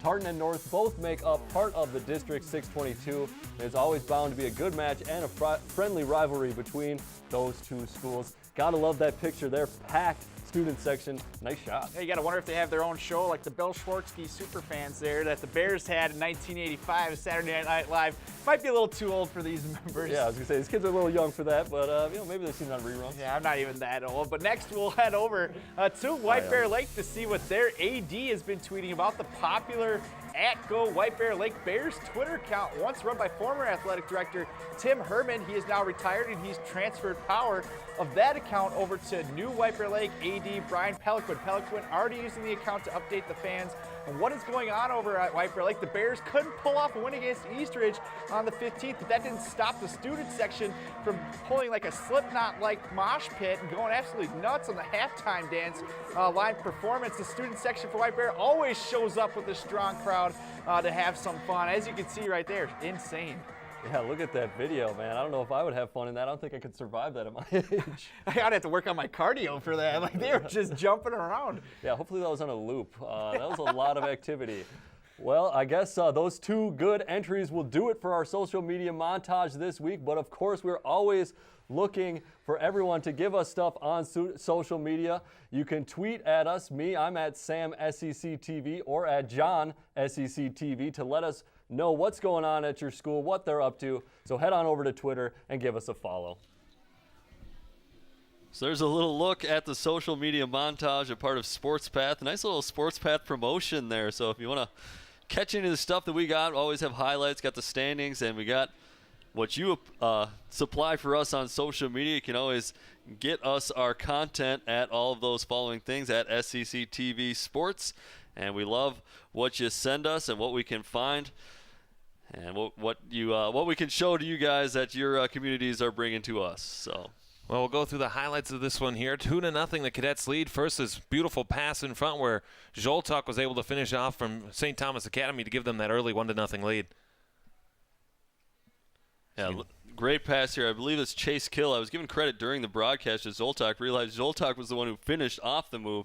He did a nice job as well, steering it into the net, but great reaction from Chase Kill. Best chance of the night so far for North St. Paul comes off the foot of Kenloff Solon. As you can see, a great opportunity to get in front, and fortunately just went wide. But late in the half, the Cadets got a penalty on a questionable call where it must have hit off a foot in front, and then Alex Sabanakis was able to take the penalty shot and bury it on the left side to give the Cadets a 2-0 lead, which they have right now here, Sam. Yeah, big penalty there with 3.5 minutes to go, putting St. Thomas up 2-0. You know, you go in the break down 1-0, say, hey, that was kind of a fluky goal. We didn't clear. Nice pass from Kill into Zoltak. He's going to finish that off. We're only down 1. All it takes is 1 to tie it, 2 to take the lead. Now, a 2-goal deficit is a little different, but I think North St. Paul, you got 40 minutes left on the clock. That's a lot of time, and I think, you have the players and the capability to score 2. They're going to have to start gambling a little bit more, sending a few more players forward, moving forward, which you got to wonder if that's going to expose some things for St. Thomas, because as we've seen, they've got some opportunistic offensive players. Well, the start of the second half of this one is the Polars moving now left to right across your TV screen. I wanted to take the opportunity while we are live tonight to give a shout out to both my parents, Steve and Pat Westad, who are watching this one on SEC Community Channel 801 in the North Metro. I love you guys, and thanks for watching and supporting our broadcast here tonight, and as well as everybody else who is watching this one. I don't know you as well, but I'm sure I'll still love you too, and that's okay.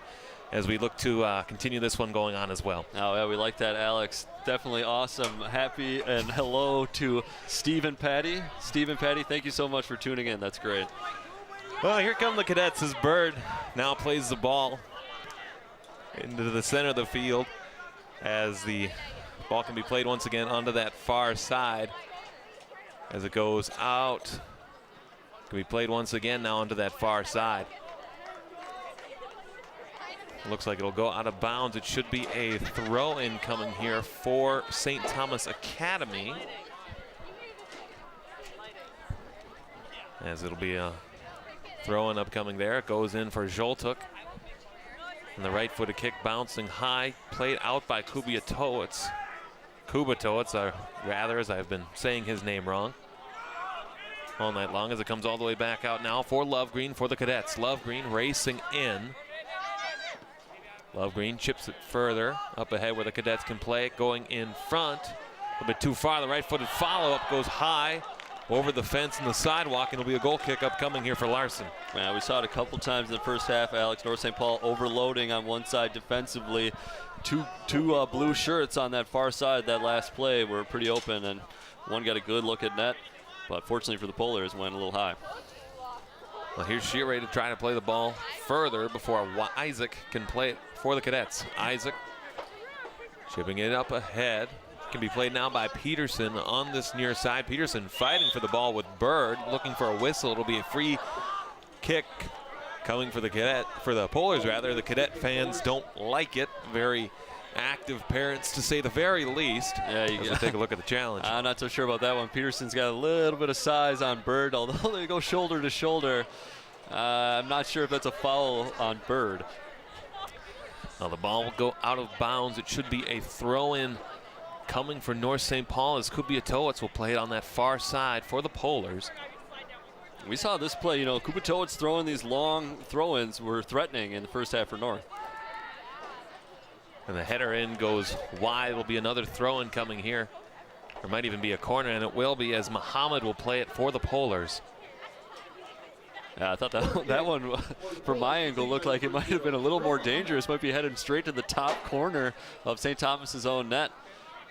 Well, that's been Polar's best play so far. Muhammad's right-footed kick in on goal, looking for Solon, but it bounces out of bounds, and this should be a throw-in coming for the Cadets in that near corner.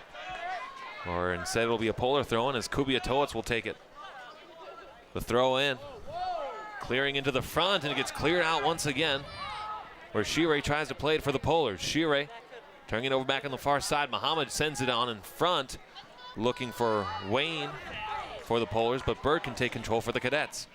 Bird looking a long pass up ahead. They'll send it out of bound into the Cadet bench, and that's where Cornea will play it for St. Thomas Academy.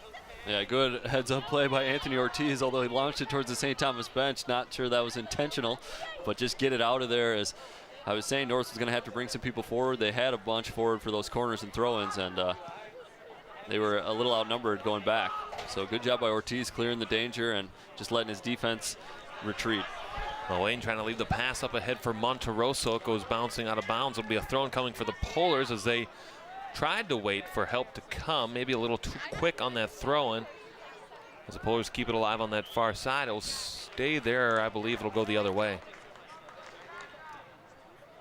So the throw-in will come for St. Thomas Academy, up 2-0. Again, goals by Zoltuk in play, and then Alex Sabanakis on the penalty to give the Cadets this 2-0 lead in what is officially a conference championship game based on the schedules for both of these teams the rest of the way.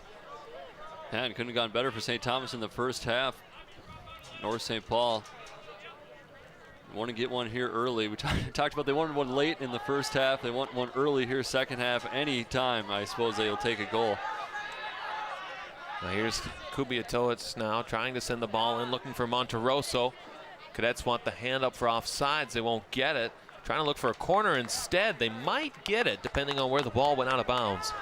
I think it's just going to be a throw, but we've seen Kubiatowicz definitely does his job throwing it into the box. I've noticed North St. Paul, they had 4 defenders in the first half, already bringing more people forward. They've only got 3 defenders here second half. So Kubataus will get the throw in, almost a corner, sends it in, goes off of the side of the goal and out of bounds. It'll be a goal kick up coming for Jack Killen here for the Cadets. Yeah, so in that first half, North St. Paul, 4 defenders had Jose Arias, number 22, playing very deep in midfield, kind of as a, a last man in the midfield before that defensive line. Now there are only 3 defenders back with Arias in front of them. Now Killen's right-footed kick went off of Shire as Solon plays it on the far side. Knocked out of his hands, though, but it'll be a throw-in coming for the Cadets, as the gamesmanship appears to have stepped up for both sides. Long ball in, the whistle blows. It'll be a free kick, throw-in coming here for the Cadets. Not quite sure why that whistle came, but we'll wait play to continue, as it'll be Love Green who will play it for the Cadets. And Solon having to deal with a lot of double and triple teams, something I'm sure he's used to, but maybe not the caliber of defense that St. Thomas has. Love Green's shot goes in off of a couple of players for Zoltuk now, trying to play the corner, but can be cleared out once again by the Polars.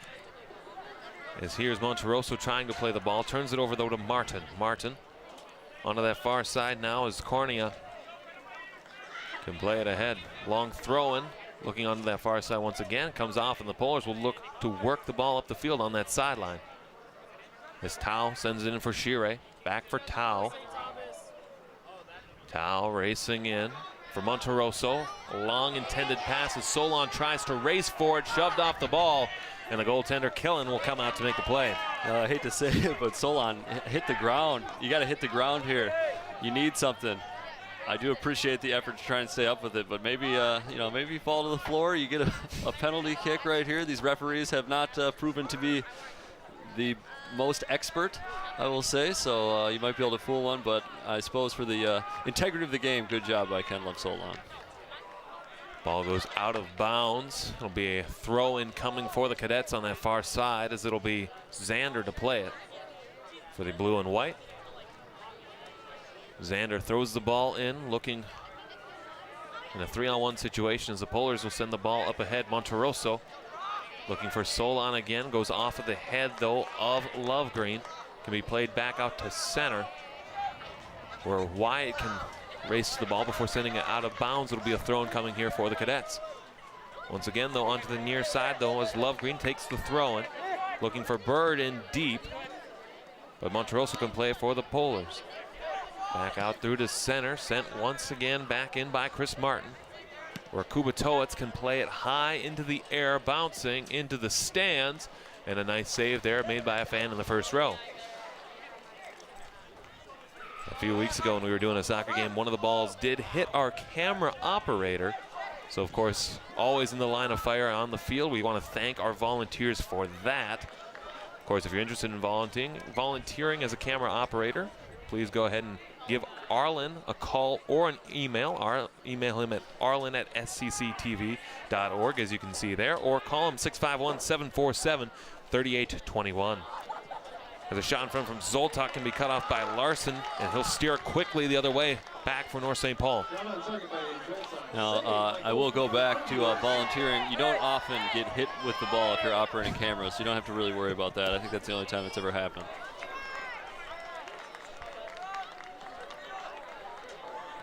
As the ball can be played by Monterosso.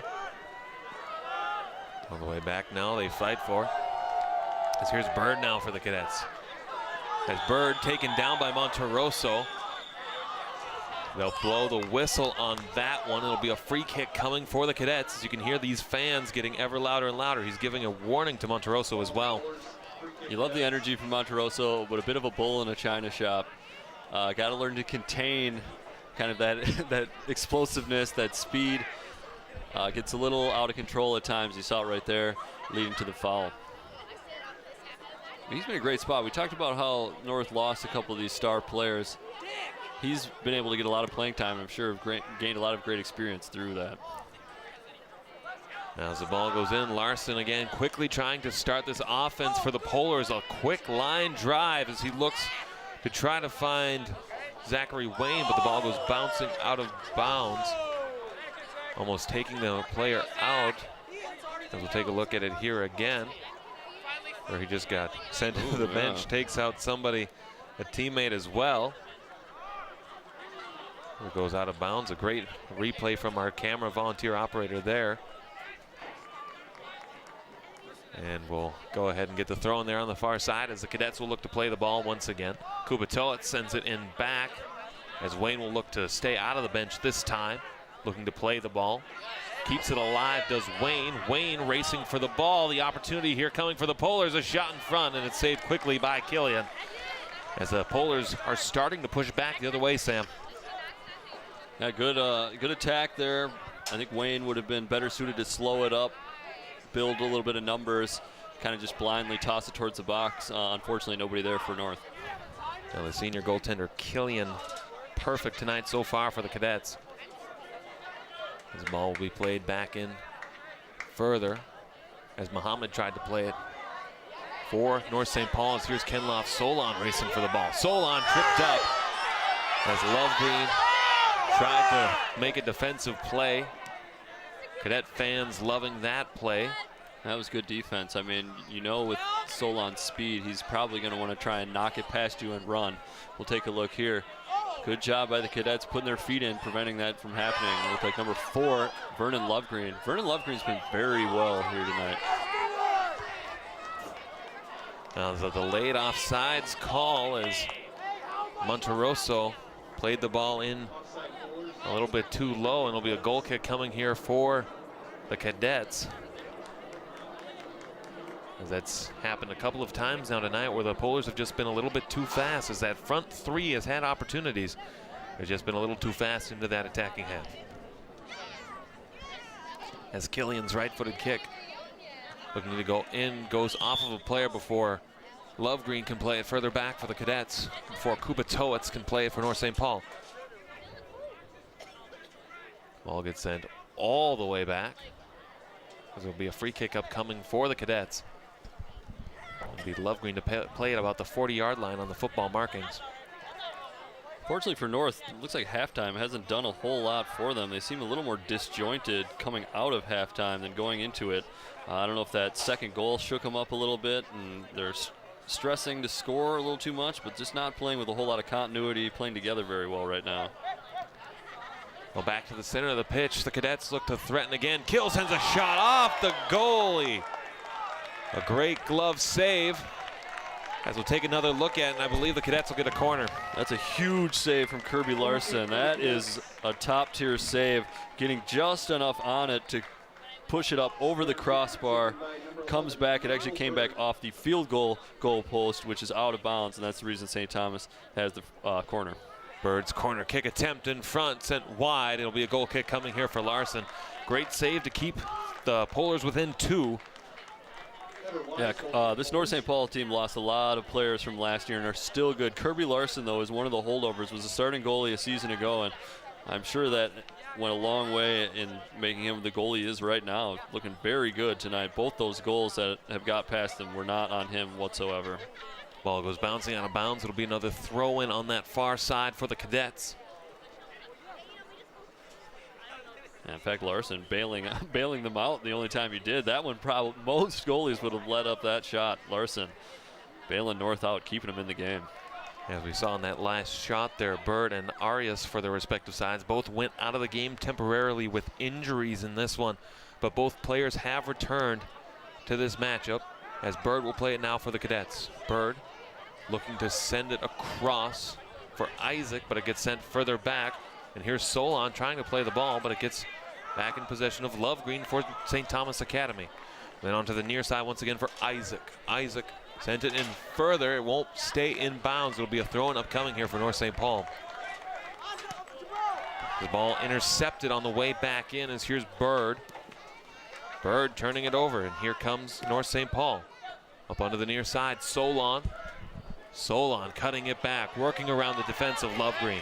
Solon streaking in on that near side, tripped up. He'll get a whistle out of that. It should be a free kick, even though Lovegreen does not appreciate it. Yeah, they call it a foul.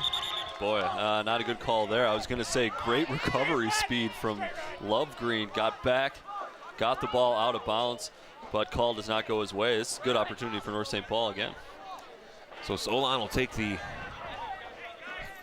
free kick opportunity here as the Polars will get their set piece out in front.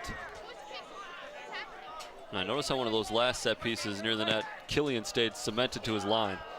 The left-footed shot, a strong one from Solon, but just a little bit too far and wide of the goaltender Killian and the net as we approach the halfway mark here in the second half.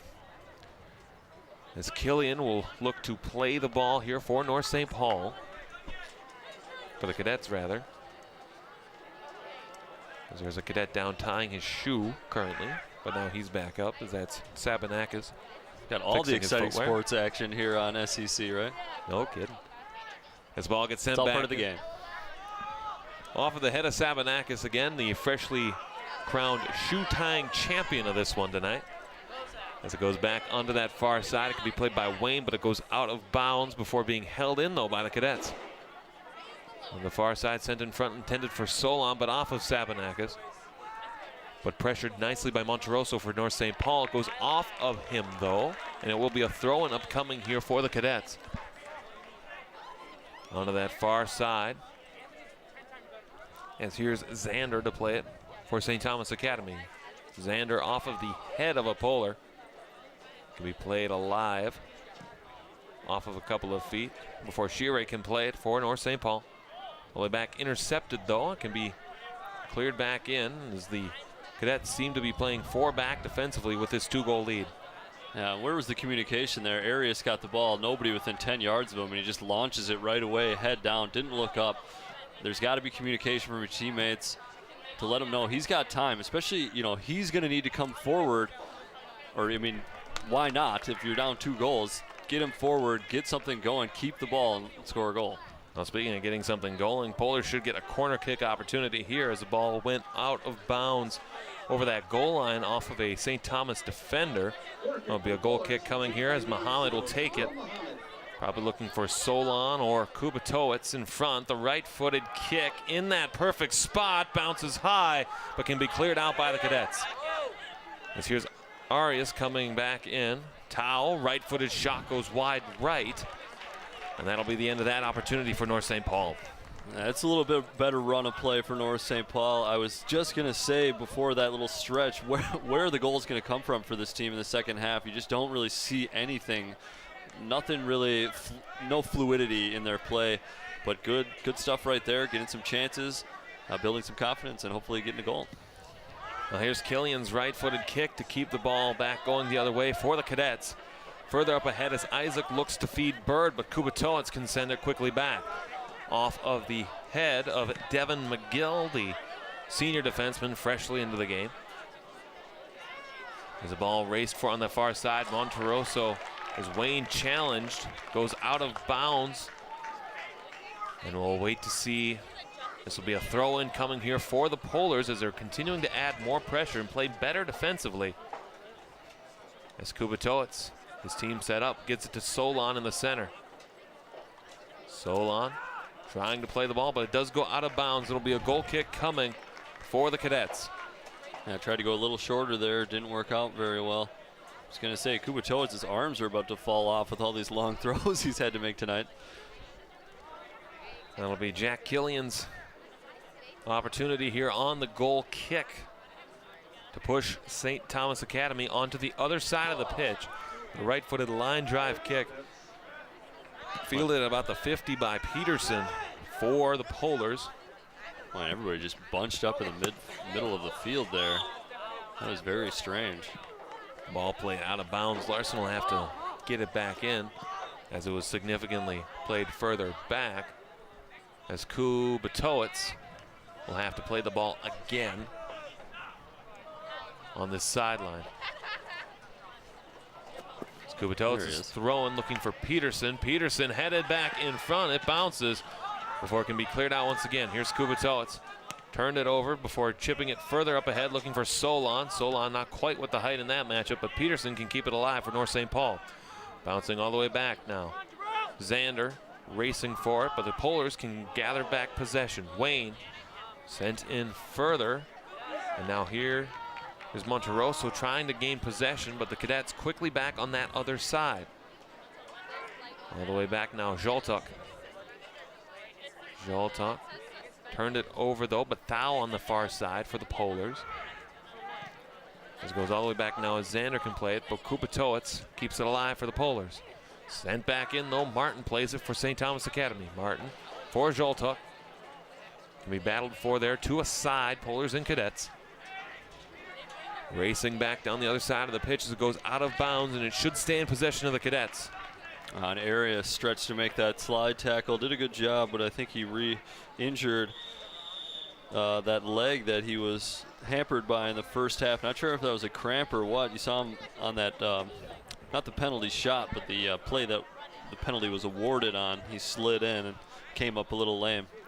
Now we'll take a look at that challenge that he had on the Cadets. As you can see that he did grab that right leg again in a similar spot, as it looks like he will be okay to stay in, as Jose Arias, the senior midfielder who has certainly impressed us as we're watching him play here tonight. Oh, definitely. I think he was trying to stay on. I think the referee, because he got medical attention, he has to come out. So subbed out, and yeah, it looks like number 12, Saul Escobar, is coming in.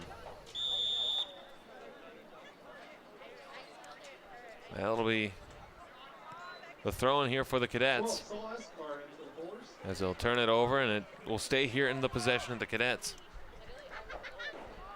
This goes bouncing back to the center of the pitch now. Bird trying to play it, getting around a couple of defenders. A right-footed shot defended nicely over the side of the cage, and Larson goes to that far corner to make that save. That was fun to watch, watching Bird step through those defenders. Wasn't able to open up his body, get enough on it, and Larson, as we've mentioned, quick to react, gets that one.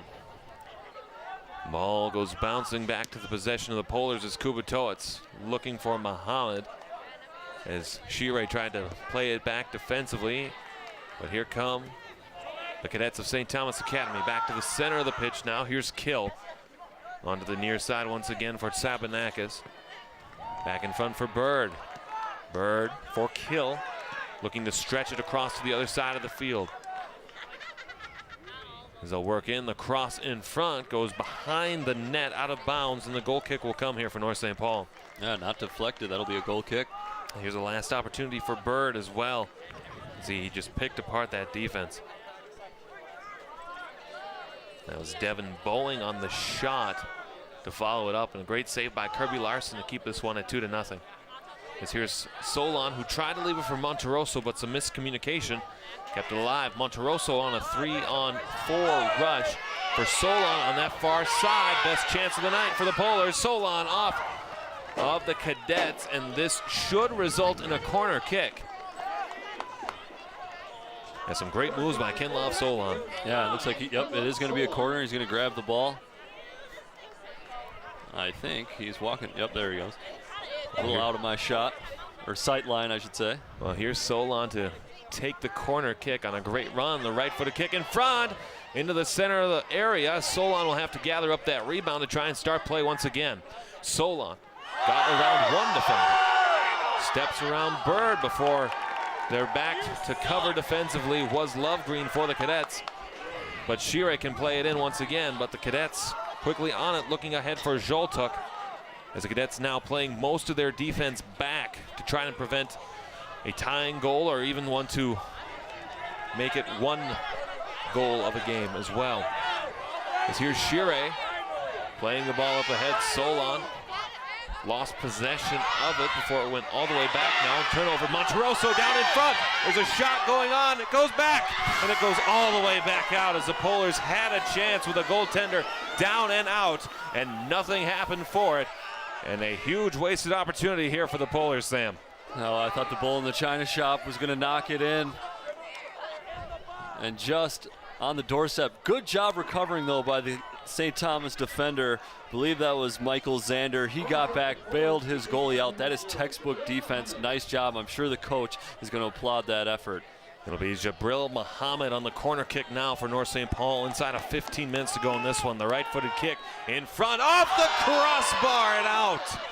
Another great opportunity for North St. Paul. Goes wide, but Bird will try to race back the other way. Defended nicely as he takes down Sadek. The whistle will blow, and the free kick will come, and I believe we might get a booking out of this. I think that's a good call. Looked like the Polar defender had gotten position. Bird tugs on his shoulder and brought him down. No card coming, but North getting the ball. As you can hear, parents getting very riled up over this one as the booking or the lack thereof. As we'll take a look at the tackle again by Bird for St. Thomas Academy, as you can see on the near side, as he completely got two hands on him. As Solon play continues now. Solon sends a shot in. Bird will take it back the other way for the Cadets. Warnings have been given on both sides regarding the physicality of this game. So after this point, you would think that cards would come as well. Can be played on the far side, though, for St. Thomas Academy, as Cornea was able to not play it. And the Polars get a throw in, as here's Tao now for the Polars. Tao sent it in, looking for Solon a bit too far, as Monteroso can play it back. Muhammad now sent it in off of the head of Sabanakis. As Bird, and a great sliding save there by Ben Peterson. Slow down the pace tackle by Peterson of the Cadets, but the Cadets certainly are moving with great pace now. And it'll be a throw-in on the part of the North Polars. Yeah, I think they got Lovegreen with an illegal throw there. I don't think he went all the way over top of his head, tried to make the long throw. That's a lot of times when you'll see that call. Trying to get a little extra mustard on it, doesn't go quite over top of his head.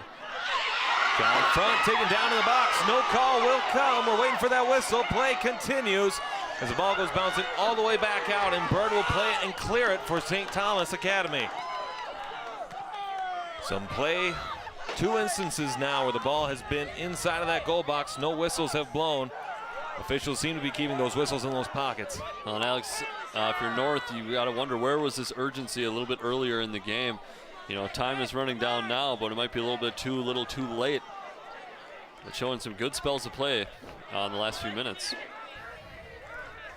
Well, here's the opportunity in front where it looked like Polar player was taken down and no whistle came. As yeah, you might have been able to get Xander for a penalty there, as he almost looked like he extended the arms out, pushed down Wyatt. And the young Zachary Wayne doing a good job of kind of using his undersize and going to ground there, trying to get a call. Well, emotion starting to run high in this one. Both sides as the Cadets can clear the ball back the other way.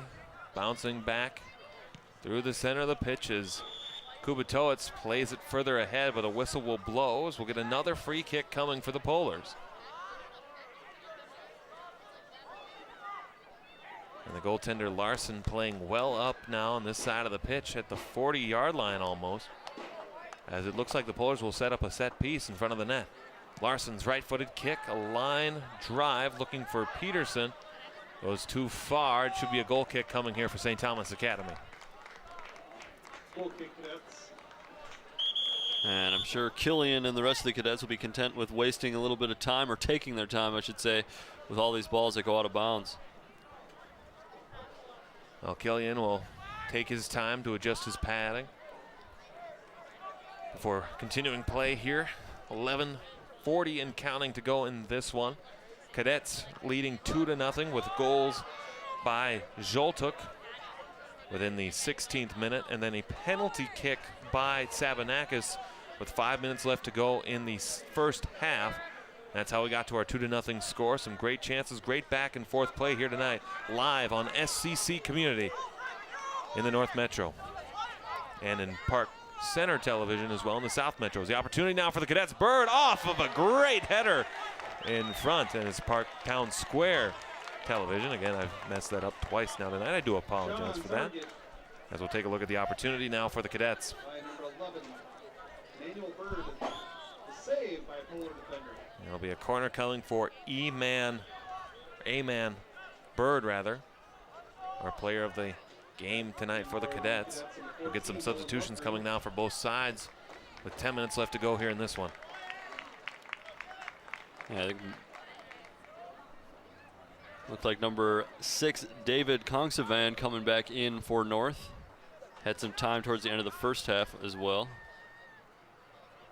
Well, Bird played the corner kick, bounced high into the air. Looking to clear it out are the Polars, as Monterosso tried to do it. Couldn't quite, though, as Lovegreen can gather it again for the Cadets. Lovegreen looking in further. A shot on, goes high over the crossbar. And that could have been a definite dagger there, as Devin McGill sent it just a little too far. A nice shot. Kirby Larson, though, covering that side of the net. Didn't need to make a save. Larson sent further up for Peterson, but Bird is able to gather up the missed rebound opportunity for the Cadets. Here's Bird. Bird racing in. Sent the ball back to the defender, Sabanakis. Sabanakis racing in, sent the cross in front off of the shoulder of Peterson. It'll go out of bounds. This might be a corner, depending on where they'll give it to them. And Burden will play the corner kick opportunity here.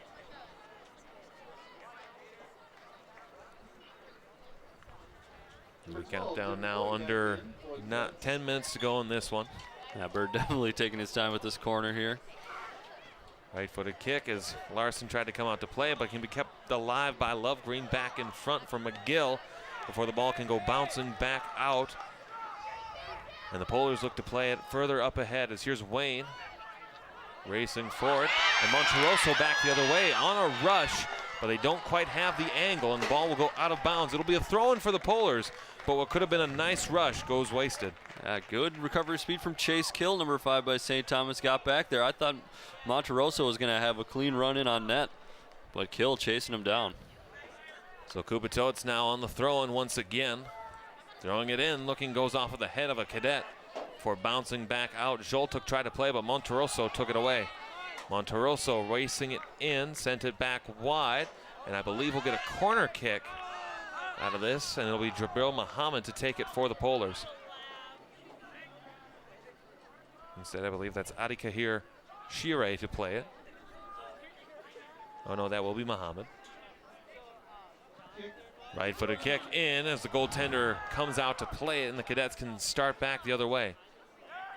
Ball goes out of bounds once again, and another opportunity upcoming here for the Polars. And if you're North, this game doesn't go your way. Oh, here we go. So it goes back in, bouncing off the hands of the goaltender, and it goes out of bounds once again. We'll wait to see whether this will be a goal or a corner. I think this is going to be another throw-in.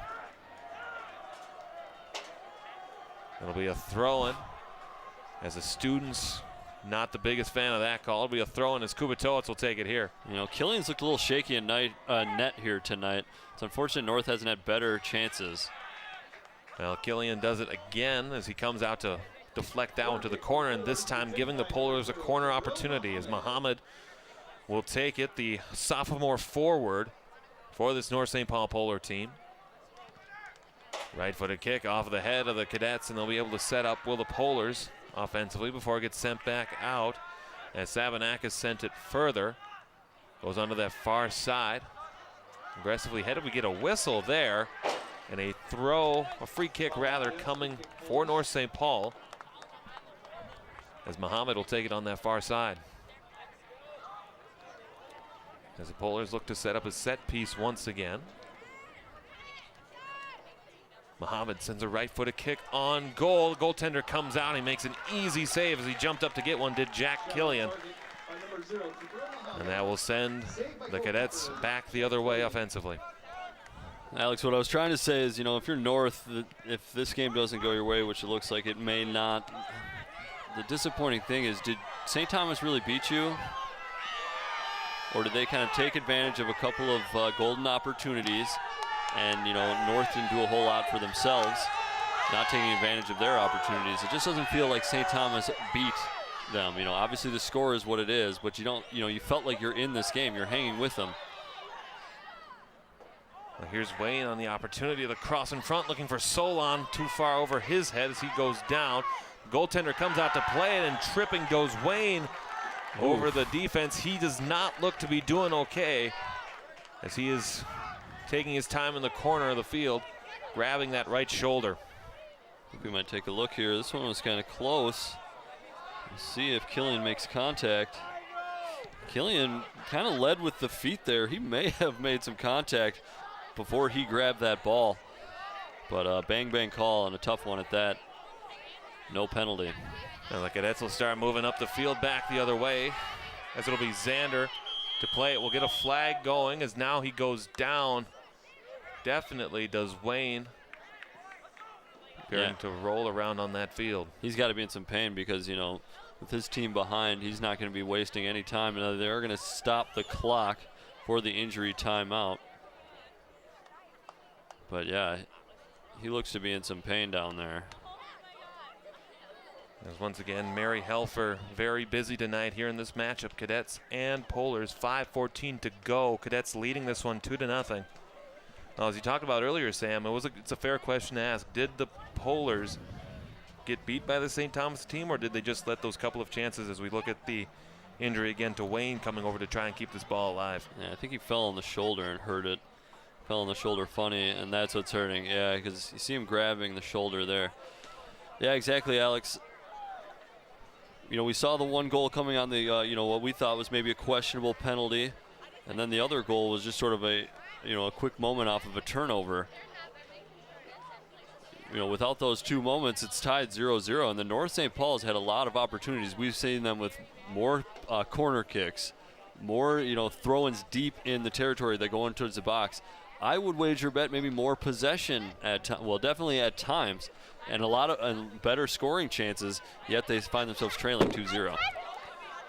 Well, we do have some upcoming broadcasts coming up. Tomorrow night we'll be at Matamidi Stadium as South St. Paul will play Matamidi. That's courtesy of Town Square Television at South St. Paul, rather. A tough road matchup for the Zephyrs.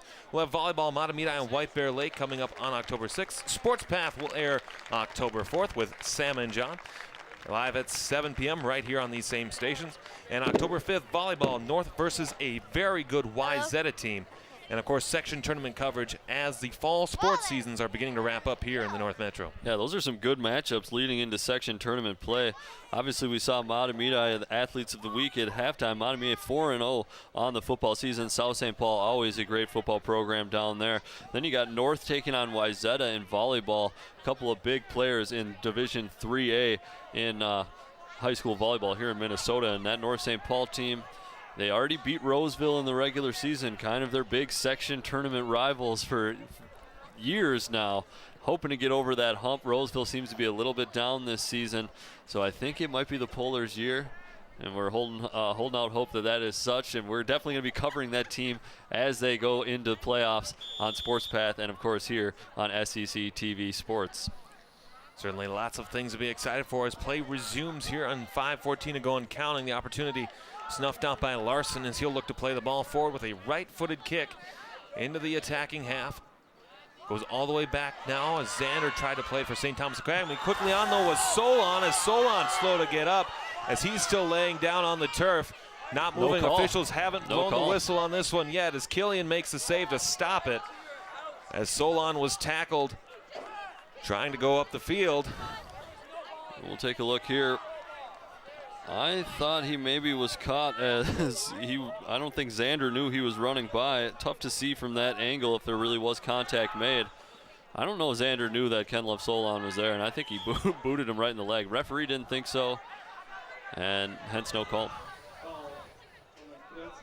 It'll be a free kick upcoming for the Polars as Kirby Larson now coming out of the goal once again to play it for North St. Paul inside of 4.5 minutes to go in this one. Waiting for the players to set up. Larson's right-footed kick, a line drive.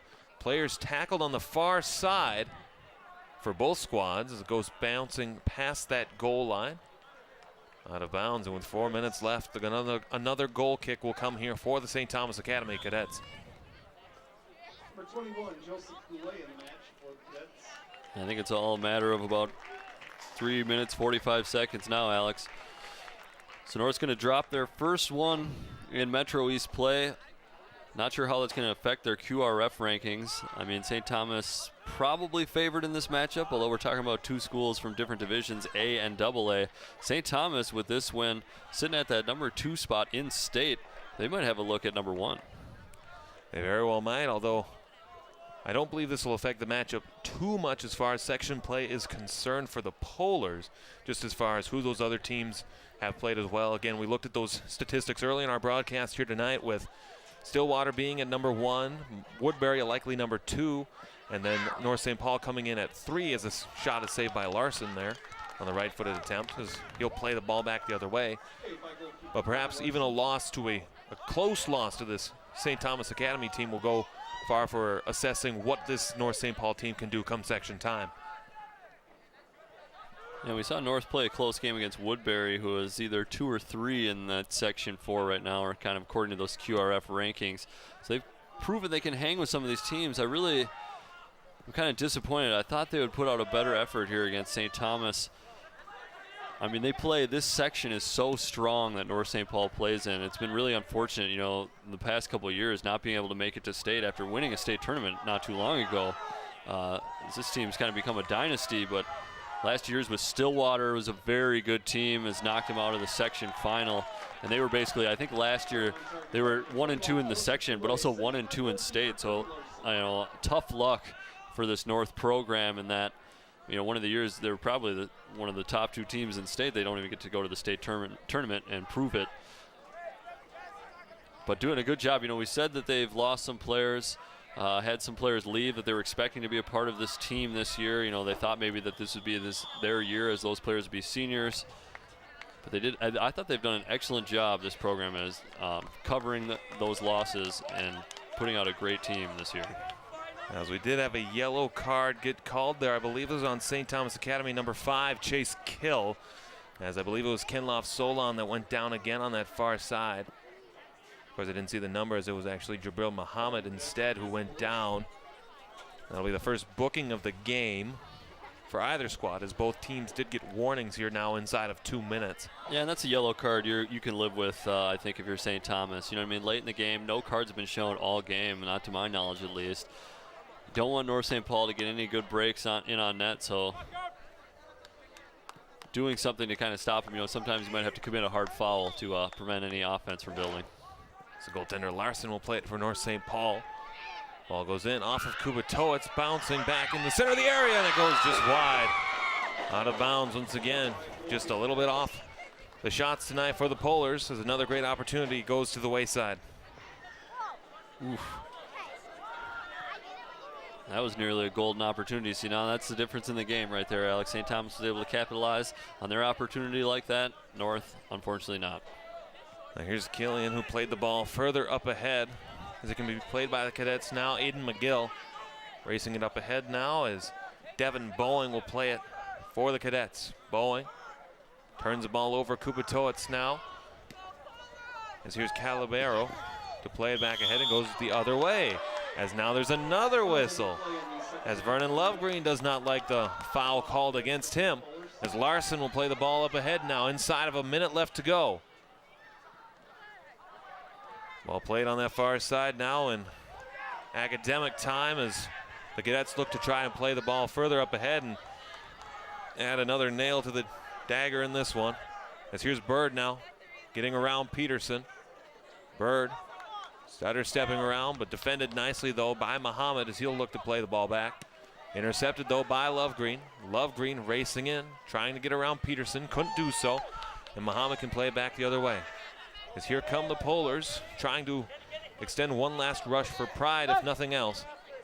Goes back, Solon loses that battle there, as McGill plays it for the cadets as the clock counts down inside of 10 seconds.